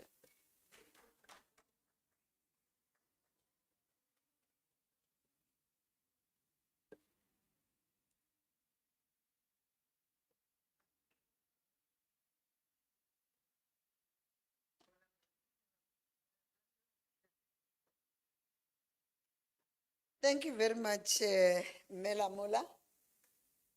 And thanks to the participants. I'm also impressed about the names. Advise, innocent, tears, fortunate. Nice names. These are very difficult but most interesting questions. And the answers must even come from here. If you take the issue of advice, of cadre deployment, on its own, it's not a wrong issue. Cadre deployment on its own, it's not a wrong approach. Whether you go to China, if you look in China, the reason why they have their own people, before you even, Xi Jinping, before he became a president, he had to go through all the stages of learning about the party, but also being deployed from Kotlase up to, from, you see, some of the issues that put us where we are is when we parachute people, it's when we put people who have not navigated or gone through the ropes. Cadre deployment on its own, it's not a wrong thing. I mean, even if you talk about the DA or you talk about EFF or any other party, when they come in, they want their own person to come in. And in a way, they are doing what we call cadre deployment. The ANC was upfront about it. The wrong issue is when we bring brass and friends and those who don't have capacity, and we put them in those areas of responsibility. That's where we miss it. And that's where we are today in some of the areas. So I want us to look at it and critique it. And as we do that, I mean, there are permanent secretaries, whether you go to ZANU-PF or SWAPO or anywhere else in this, they put the best of the best and them who come and understand the developmental agenda of the party that is in government. So on its own, it has not been problematic. We missed it. And I think we missed it when we came here in 2007 in this conference of Limpopo. I think that's where certain things went wrong. But we are ready to go back and self-correct. Ne? I hope Alan Kouta. Political and administrative interface. That thing is very important. You know what delays service delivery? Is because when the president appoints me today as a minister, even before I sit down in that office, kinyakotsa mali kujo, or no kujo ape wakena as a DG. Huh? And what do? I find Chair Silani Kamwel. I start to create havoc between me and him, even before I understand how that department works. All I needed to do is to come in, respect the administration that is there, be taken through, and do all these other things, and then start to understand. Do you think if we could have given Mkwanazi a hearing when he wanted, we could not have been where we are? Anyone on a little closer to him, if we could have sat with him, whoever minister was responsible, let's hear what is the problem, what are the issues, because you guys have gone to school for, we come there as ministers and whatever, but when we talk, people who went to school, who are capable for the work that they've been appointed for, it's yourselves. And that distinction must be very clear. Of course, we must appreciate many ministers with technical capacity. I mean, was born as Putla, some move. Ukapana engineer, ubulela engineering language. And those are the things that we want. And when you've got that capacity, you are not even threatened by Dr. Molepo or anybody, because you know I'll put these doctors around me because they'll make me shine as Pinky Kikan at the end.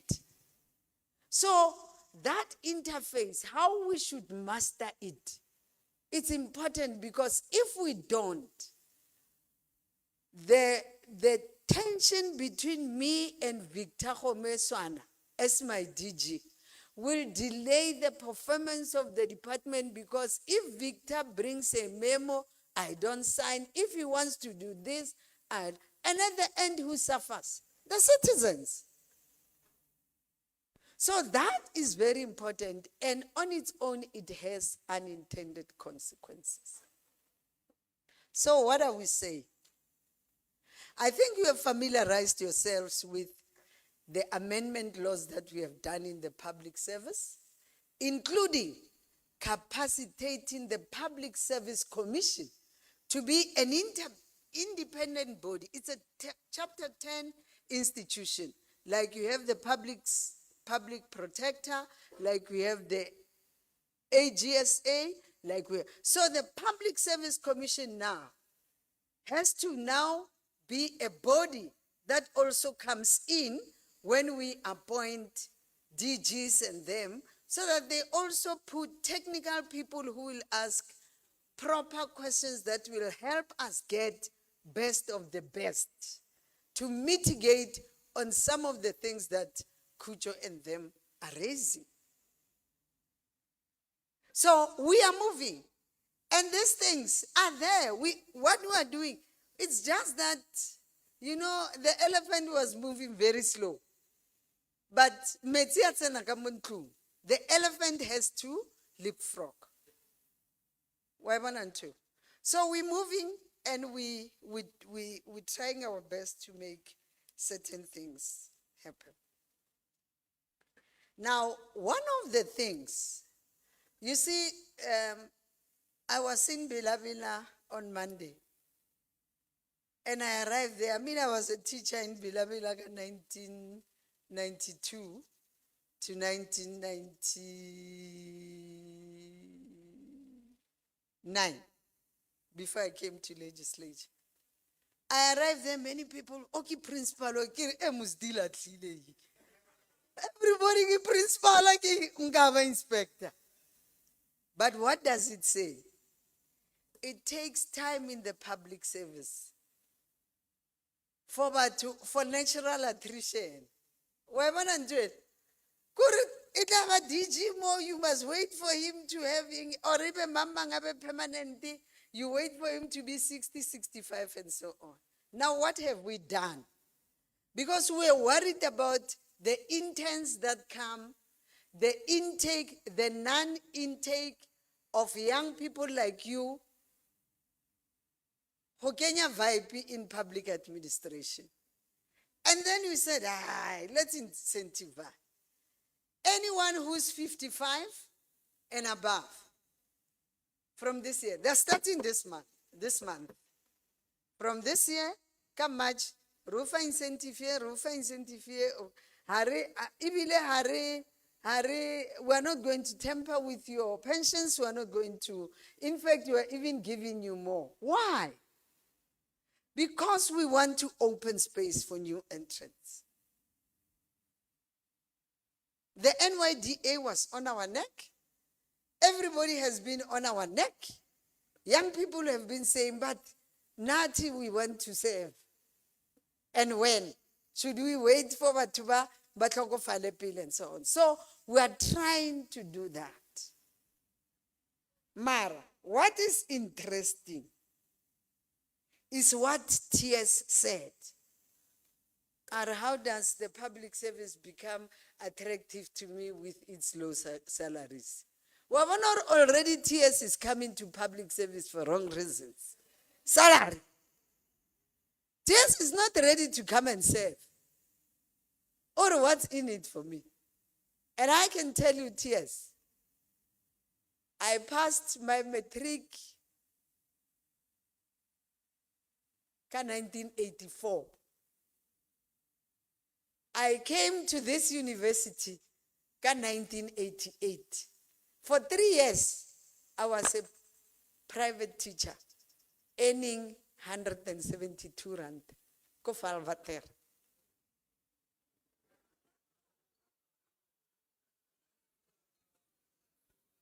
Why? I was a private teacher for 3 years. And check I couldn't even go for my check. The farm owner was saying, Pinky, where do you want to go? Mr. Baby, I want to go to University of Limpopo. Okay, you are going to eat with us what we eat in the farm. It's an English farm owner. You eat with us what we are going to eat with the farm. In the farm, you do all these things. I'm opening your account in Volkskas. In 3 years, you'll be able to go. 1988, Malachi Mokokong, may their souls rest in peace. Limanganan Tatolo administrator. Then I became a student. I paid for myself for the whole year. I was with them. Go school. So it's all about determination and what you want and how you want to make a difference. So I know Tlazagai. I know Zoga 1 meter. Because once you want to go in that route, Madanga is you. And you are Matanga. Walk on those baby steps. Walk on. We are putting systems. What we are putting now, it's for you to become better. Rather, otsamaye ka di step tsela o tlhomphe mmereko wa hao and get and earn what you deserve than we re pupuru. O tlo feletsa o tsene go tshwane municipality what o le police o le motle wa e bona ntho ke a le kopa. We want a new caliber of public servants. So I addressed our issue. Internship are for exposure, but we are also pushing that at least we must now open for young people to come into the public service. You'll start to see many posts being opened at lower level. We're even saying, our minister was saying, Deputy Director, what in start go kai, you must have so many. Those are the reforms we are bringing. And we are bringing those reforms because of you. So come with the right mind and be able to say, Nam, I want to make a contribution to my community. I want to serve the people of South Africa accordingly. And Reina, we are opening that opportunity for all of you. So if you want the public service as a career of choice, you must also be ready to sacrifice. Itla shapa 4:30. Ole go clinicing me atlo pepa. Yaba between wena le di pain tsa meola le o chaisa. Choose my kete. Again. So you must always say, Hakele public servant, I will always go an extra mile. Again. And that thing also pays. You know, after doing all these things to a grandma or somebody, you know how it fulfills. Yeah? You know how it fulfills. And the next thing, uthula lotho, awitsi can take the blessings. Please, man, can we clock it and make sure? We must clock it. Not I clock. For my public servants, I do it. The other issue is around political interference. You must move here with the right mind. Wabona that know you are doing. When you arrive, go Department of Education and you work there, and you are a CFO, or you are a whatever responsible, and they say to you, can you bridge this? Can you do this? You must say no with a straight face and say to that political leader of yours and say, I'm sorry, the law does not allow and I will not do it. I'm protecting my profession and I can't. Because many of these things that are happening now, CFOs know what is right, what is wrong. You guys in corporate, you know what is right, what is wrong. Why is it difficult for you to say no? So you are also a contributor to where we are. If you are not saying no and defend your profession, then you may as well stay at home and not serve our people. You are not fit for purpose. The things that are said by CFOs and people who are in corporate and many others, because now I'm just a minister or a deputy minister. I don't have any knowledge of many of those things. That's why in a department, there's CFO, there's supply chain, there's corporate, there's IT. I can't be a jack of all those things. I've got all of you there to support me. And I can come here to University of Limpopo and Kujo says, you are not opening, and I arrive there, Nkela li bule mo kinyoko hira banaba University of Limpopo. Otsansa lara. Ega vacancy ma. Ega budget for this. Again, Marit, I can't just arrive kiri koena kira 1, 2, 3 because Kujo Nelly president ya SRC kinyoko ratsene kya muswameja. Lena bona or lidi agwa. Kabushu ba mutwa, bantwara. Batwara na CFO or batwara ulor biang. Kare aiten limo structuring nje we deal. So you must be firm. I like when you say, hegiri rang lere no.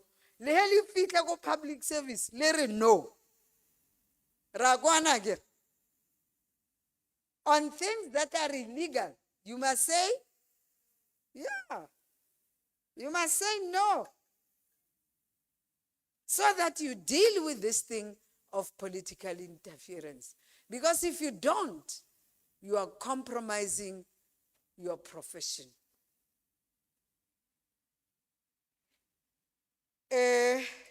Kujo, you know when this thing, the commissioner told me, I was saying, oh, mudim, but on I say, actually, it was a good decision. We wouldn't know the rot we find ourselves in. Politicians and administration combined. This is the time where we have to build back better. It's difficult. It's cutting to the bone.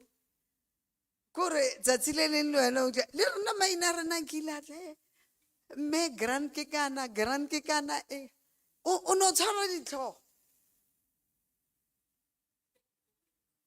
o tla reng mara those are realities. And nako ngwe ba re ore setlhare semele se tswe pila peo e tshwanetse e bole pele before maybe ke yona nako ela ya go bola ela maybe after ntho ena pile dilo tše betere di tla tswa. That's what I think. But now I can tell you, the only thing we expect after this must be consequences. More, there must be consequences. So that even whoever is sitting and thinking that o tla boela a dira tse ba bang ba di dirileng, motho must think twice. Even those that will want you to participate in this thing, when you'll say, not in my name. Now I'm a professional, guys, and I want to serve my people. I don't want to go to any commission. Of course, if you look at it now, it's delaying service delivery because nobody wants to act. People are just scared. Nobody wants to act. That's because even now, the service delivery, in a way, is been shaken because of the challenges that are here. So yeah, these are lessons learned. It's an opportunity to reboot South Africa. Some are saying maybe we needed this GNU. We were too comfortable as the party, and probably the Sheikh will help us to be responsive, to act today on things that needs to be done today. I've covered everything. I've even anticipated all your questions, so I'm fine. Thank you very much.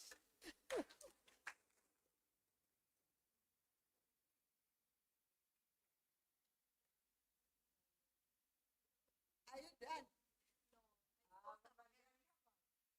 I saw some hands, and that's why I even said, let me come back for the second round of questions. May the Deputy Minister have a seat here right by my side so that she doesn't walk a distance to the stage. So for now, I'll only take 2 hands, and then we close the platform. You are noted with the black bunny, and then you as well with the green and white t-shirt, yes.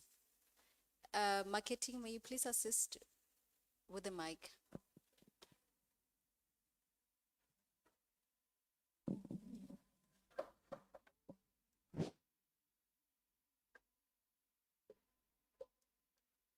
Greetings to the House of Lords, greetings to the Executive Committee and Honorable Minister. My question is on political interference when you say we should say no. We know saying no, it is another story relating to the story of Babita Deokaran, who was a CFO in the Department of Health at Gauteng. She was killed, lost her life, lost the privilege to take care of his family. So then why should we say no while knowing when we say no, there will be circumstances when we go out of that department because of there will be people who will be threatening to kill us or something that like they will be provoking us to do things within their interest, to act within their interest, not within the interest of ours. So what measures like we as public servants can we take to ensure we are being protected from being terrorized by politicians whenever it comes to our decision making in terms of highly positions that we hold? That's my question to you, Honorable Minister. All right, thank you so much for the question. I'm taking the second hand, which is the last one. Thank you. Yes, I noted you with the green and white golf shirt, yeah. Please assist me with the mic there.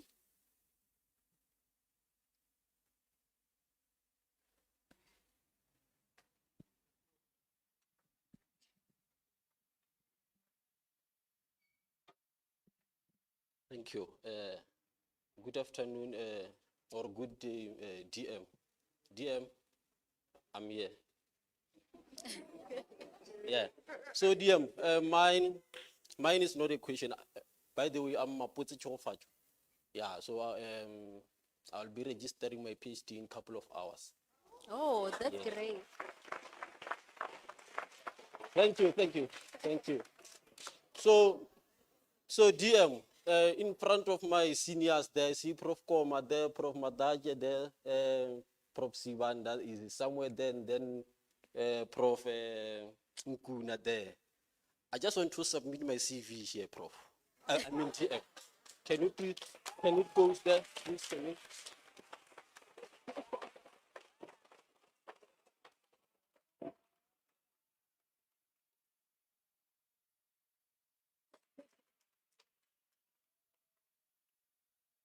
So,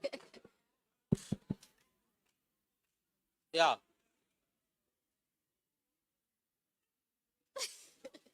Yeah, I just want to make sure that it get to the DM.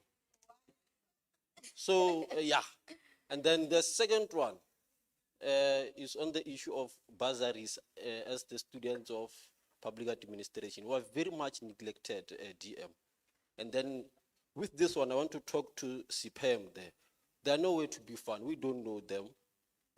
And then they are claiming to be representing scholars of public administration. So we want to see them.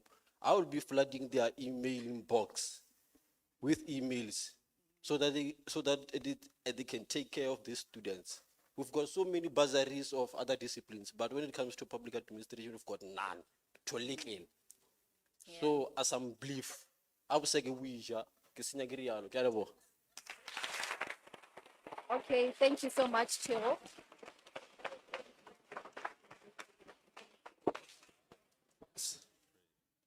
Oh, Sorry for hijacking, but I really did have a question to ask. For reference, I'm a first year, so if my question has some loops, forgive me. I want to ask, besides going into entry levels, as from his perspective, some of a PhD, or even working myself with all the effort I can, how can I exactly get to the position to be part and parcel of the change makers? Do I only let time take its course, or for new reforms to be? What more can I do besides the effort I can in every position I am put to be best of use?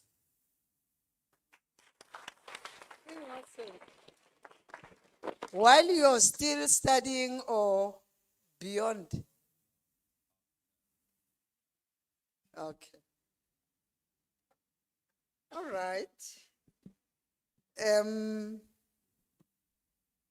Kana ke mang a mpotsa leina la hae? Eish. You know, I'm one person who stands by my principles. If it means I must lose a position and not be elected, I stand by my convictions. That's what defines me as Pinky Kika. So you have gone to school. And you shouldn't, by any means, allow anyone to make you do a wrong thing because you want to save your job. That's the premise you must move from. State it and state it very clearly. If it means put it in writing, do so. I know the issue of Babita, it's a painful one. And unfortunately, we did not know that government is so highly infiltrated that we found ourselves where we are. This Department of Public Service and Administration is responsible to protect whistleblowers, and it is also responsible for witness protection. We're not doing it alone. It's us, it's justice. And somewhere in between, we dropped the ball.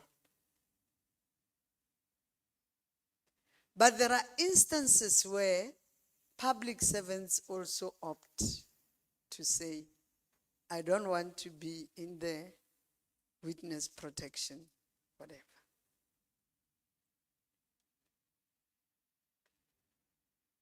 So I'm saying, being a mother, being a public servant, being in public office, losing a life in that way, it's something unprecedented, but also something very hurting.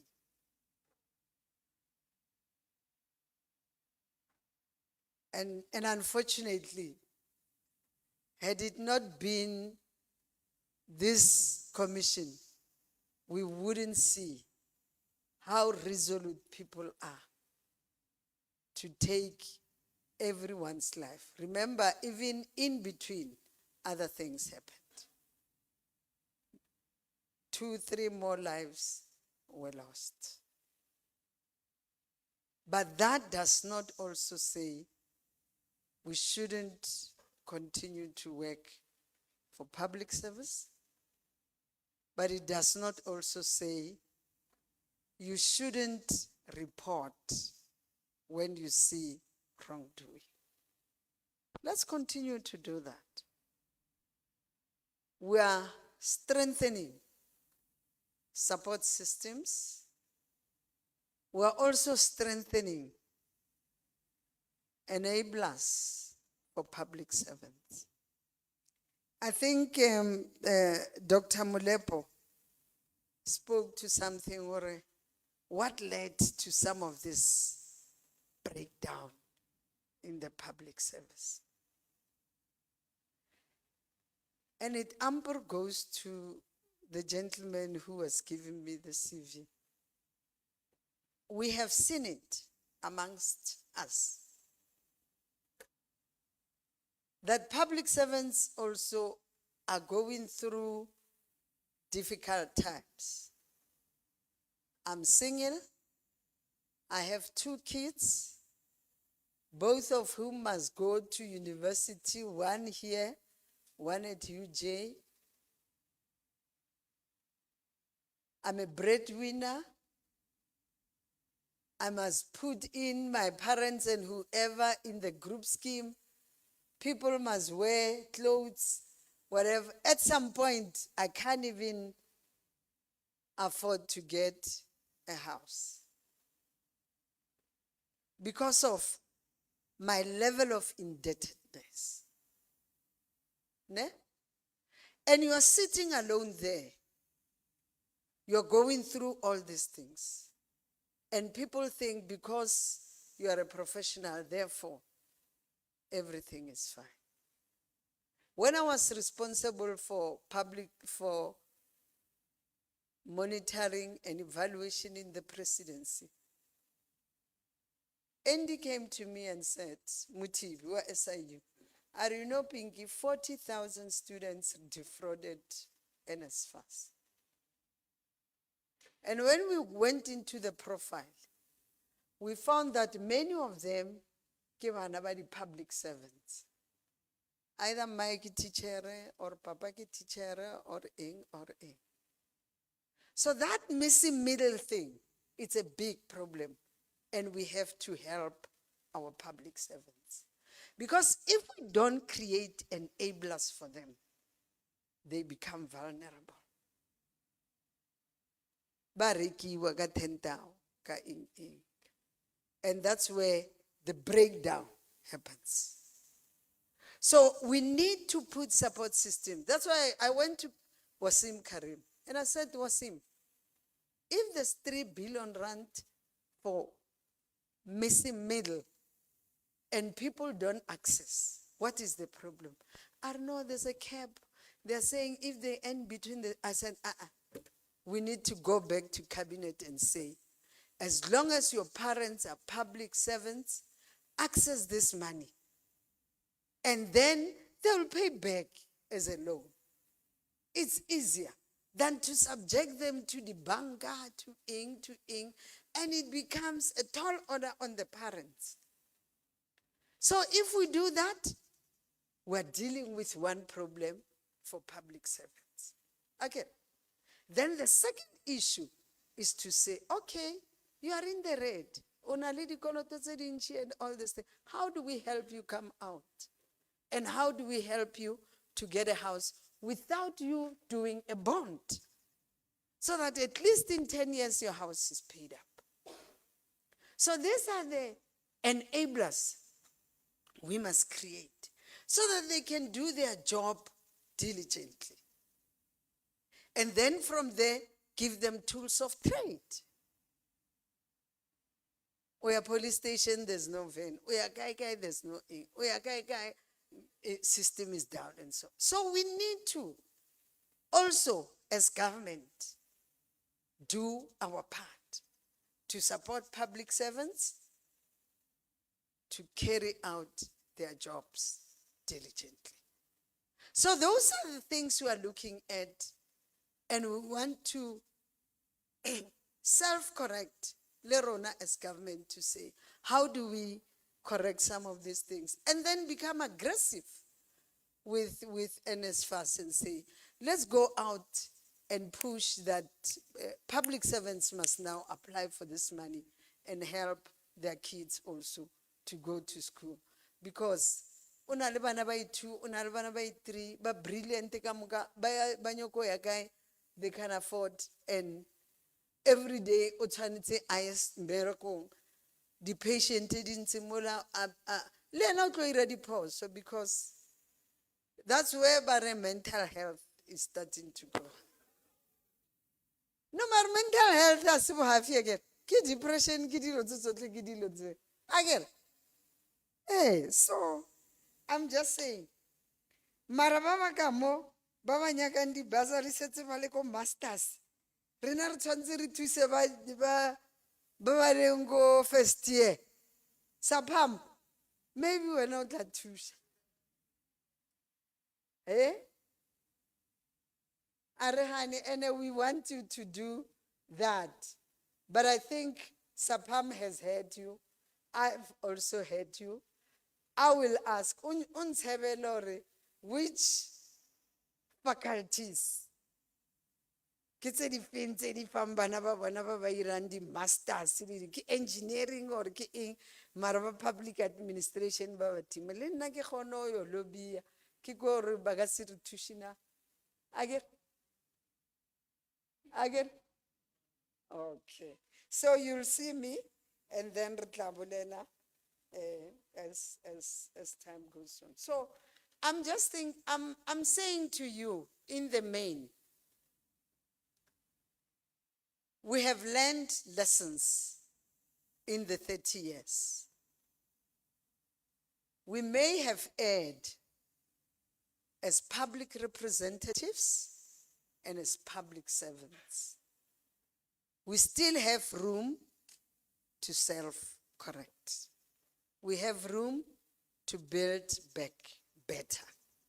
And I think this is the time where we hold hands. Nothing stops you to shout, to give a shout and say, Wabana game yela bar wa so kamo left, wa so kamo right, wabana game yela. Nothing stops you to be the eyes and ears of government. So we can only walk this path and make South Africa better for all of us if we hold hands. Maburu are yendrag, mak, mag. Ne? Mpirioti, haoli. And then mono whatever in Shangan, mono riweshi awiring. Aha. Whatever. So those are the things we have to and make sure that we work together. I nearly said, Amandla.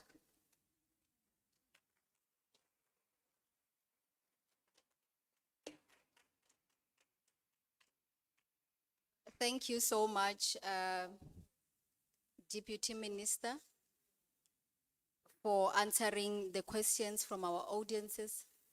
And again, thank you to our audience who gave us questions. And before we proceed, there's one item that we've added on the program, which is actually polishing, to say it's a token of appreciation. So before I proceed with it, may I ask the choir to give us one song, as I'll be asking Ms. Pillay, the HOD, as well as the management team, to come in front together with the Deputy Minister to take a picture while we gift her. Choir, may you please take us through.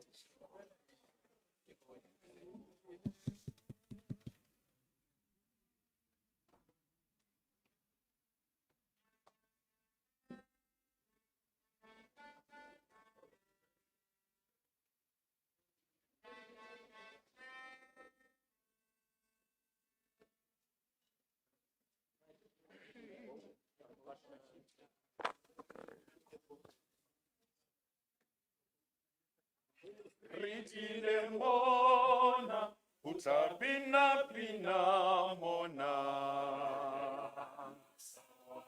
Ritile mona, utapina pina mona. Ritile mona, utapina pina mona. Ritile mona, utabina pina mona. Ritile mona, utabina pina mona. Mona, aratela mona, mona, aratela masawana mona, aratela mona, mona. Aratela masawana, aratela mona, aratela masawana, mona, mona, mona, aratela masawana, ritile mona, utabina pina mona. Ritile mona, utabina pina mona. Ritile mona, utabina pina mona. Ritile mona, utabina pina mona. Mona, mona, mona, aratela masawana. Mona, mona, mona, aratela masawana. Mona, mona, mona, aratela masawana. Mona, mona, mona, aratela masawana.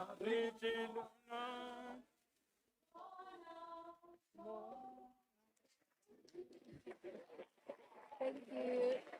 Thank you. Thank you so much for the good song that you just gave. Thank you so much. I'm not sure if the mic is still working. Okay. Allow me to proceed with the next item, which is the vote of thanks. Join me in welcoming Miss California Mohali, as she will be giving the vote of thanks. Miss Mohali is part of the academic staff in the Department of Public Administration. Miss Mohali, may you please come to the front and offer the vote of thanks. Thank you.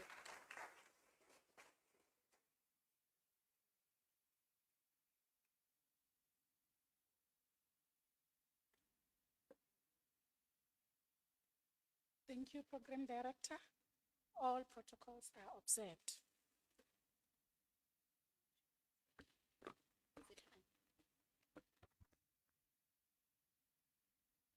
A warm and graceful afternoon to everyone gathered here today. It is my privilege to propose a vote of thanks and acknowledge the contribution of those who worked tirelessly to make this event possible. On behalf of the Faculty of Management and Law, the School of Economics and Management, and the Department of Public Administration, I would like to first thank God Almighty for keeping us safe throughout the day. To our audience, as the department, we would like to extend our heartfelt gratitude to everyone who has taken the time to gather here today. Your presence and participation have been invaluable, and it is with your support that this event has flourished. We appreciate your commitment and enthusiasm, which have played a notable role in making this event a remarkable success. Thank you for being a part of this journey with us. A special thanks to the University of Limpopo choristers, who graced this event with the melody that has given us an oomph. Thank you for such a captivating performance. To all the staff members in the Department of Public Administration and our sister departments, thank you for your commitment, which has made this event a success. To our respective heads of departments, Professor Mwakumokwele from the Department of Development Planning and Management, Professor I.P. Mungale from the Department of Economics, Professor Ms. Hatliso Maoto from the Department of Business Management, Ms. R.M. Pillay from the Department of Public Administration, we are saying thank you for your administrative leadership that has contributed to the success of this event. Our sincere gratitude to the Director of the School of Economics and Management, Professor S.B. Koma, together with Ms. Tou Honyani, who is our Principal Administration Officer, as well as Ms. Kokecho Mahato, who is also the Administration Officer. We are saying thank you, and it is without a doubt that you have been playing a supporting role in guiding and ensuring that this event becomes a success. To our DVC, who would like to extend our sincere thanks and appreciation for gracing this event today.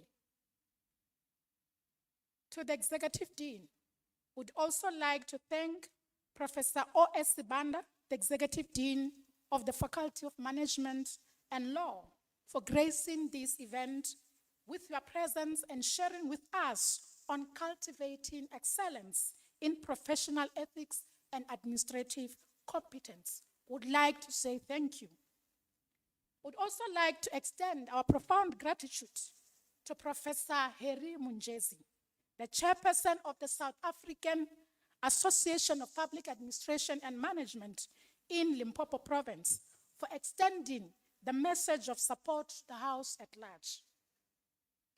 a deep sense of appreciation to all the guests who have graced this event today. Mrs. Leah Kekana of the Department of Public Service and Administration, Attorney Katu Muteiwana, who is the Director of the MKP Attorneys Incorporated, Mr. Bernard Kina, who is from the Communication Student Association Executive from the University of South Africa. Also like to thank Dr. Machachi Molepo, who's also from the University of Johannesburg, as well as Dr. Che Selani, who is the member of the Limpopo Provincial Legislature. Would also like to extend our sincere gratitude to our Honorable Speaker, Ms. Pinky Kekana, the Deputy Minister of the Department of Public Service and Administration, for an informative and insightful presentation on professionalizing the public service, restoring the state capacity in a changing South Africa. Your thoughtful engagement has truly made a positive impact on our discussions and has encouraged everyone to share their ideas more openly. We are saying thank you, and thank you for sparing time from your busy schedule to grace this occasion today. Thank you, Lekamoso.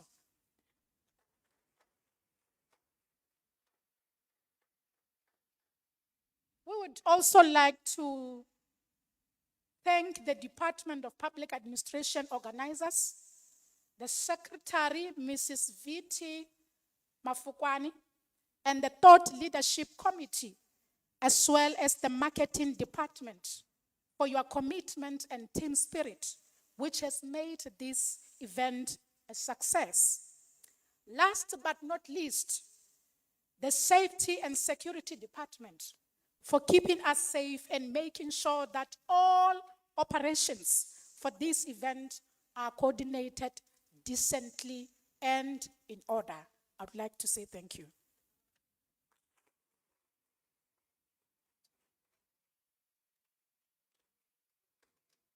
Thank you so much, Miss California Mohali, for such a wonderful vote of thanks. And this brings us to the end of the session of today.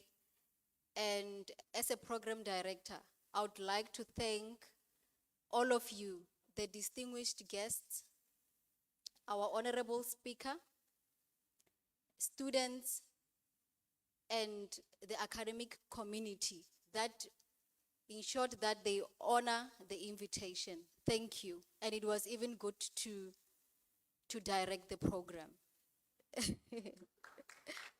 Without any waste of time, I would like to give announcements on how we'll deal with the lunch.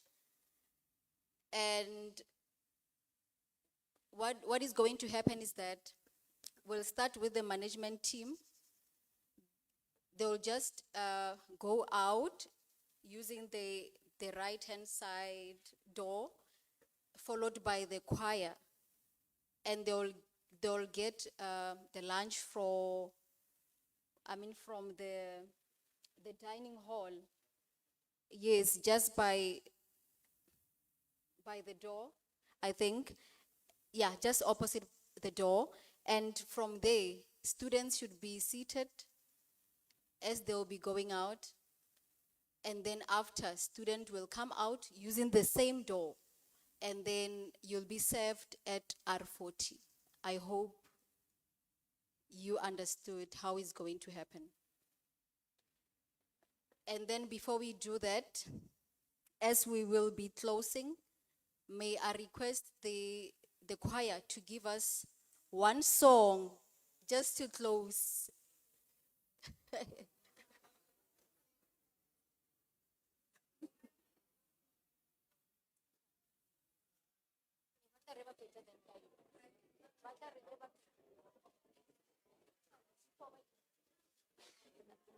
I can see that the management it's going out already.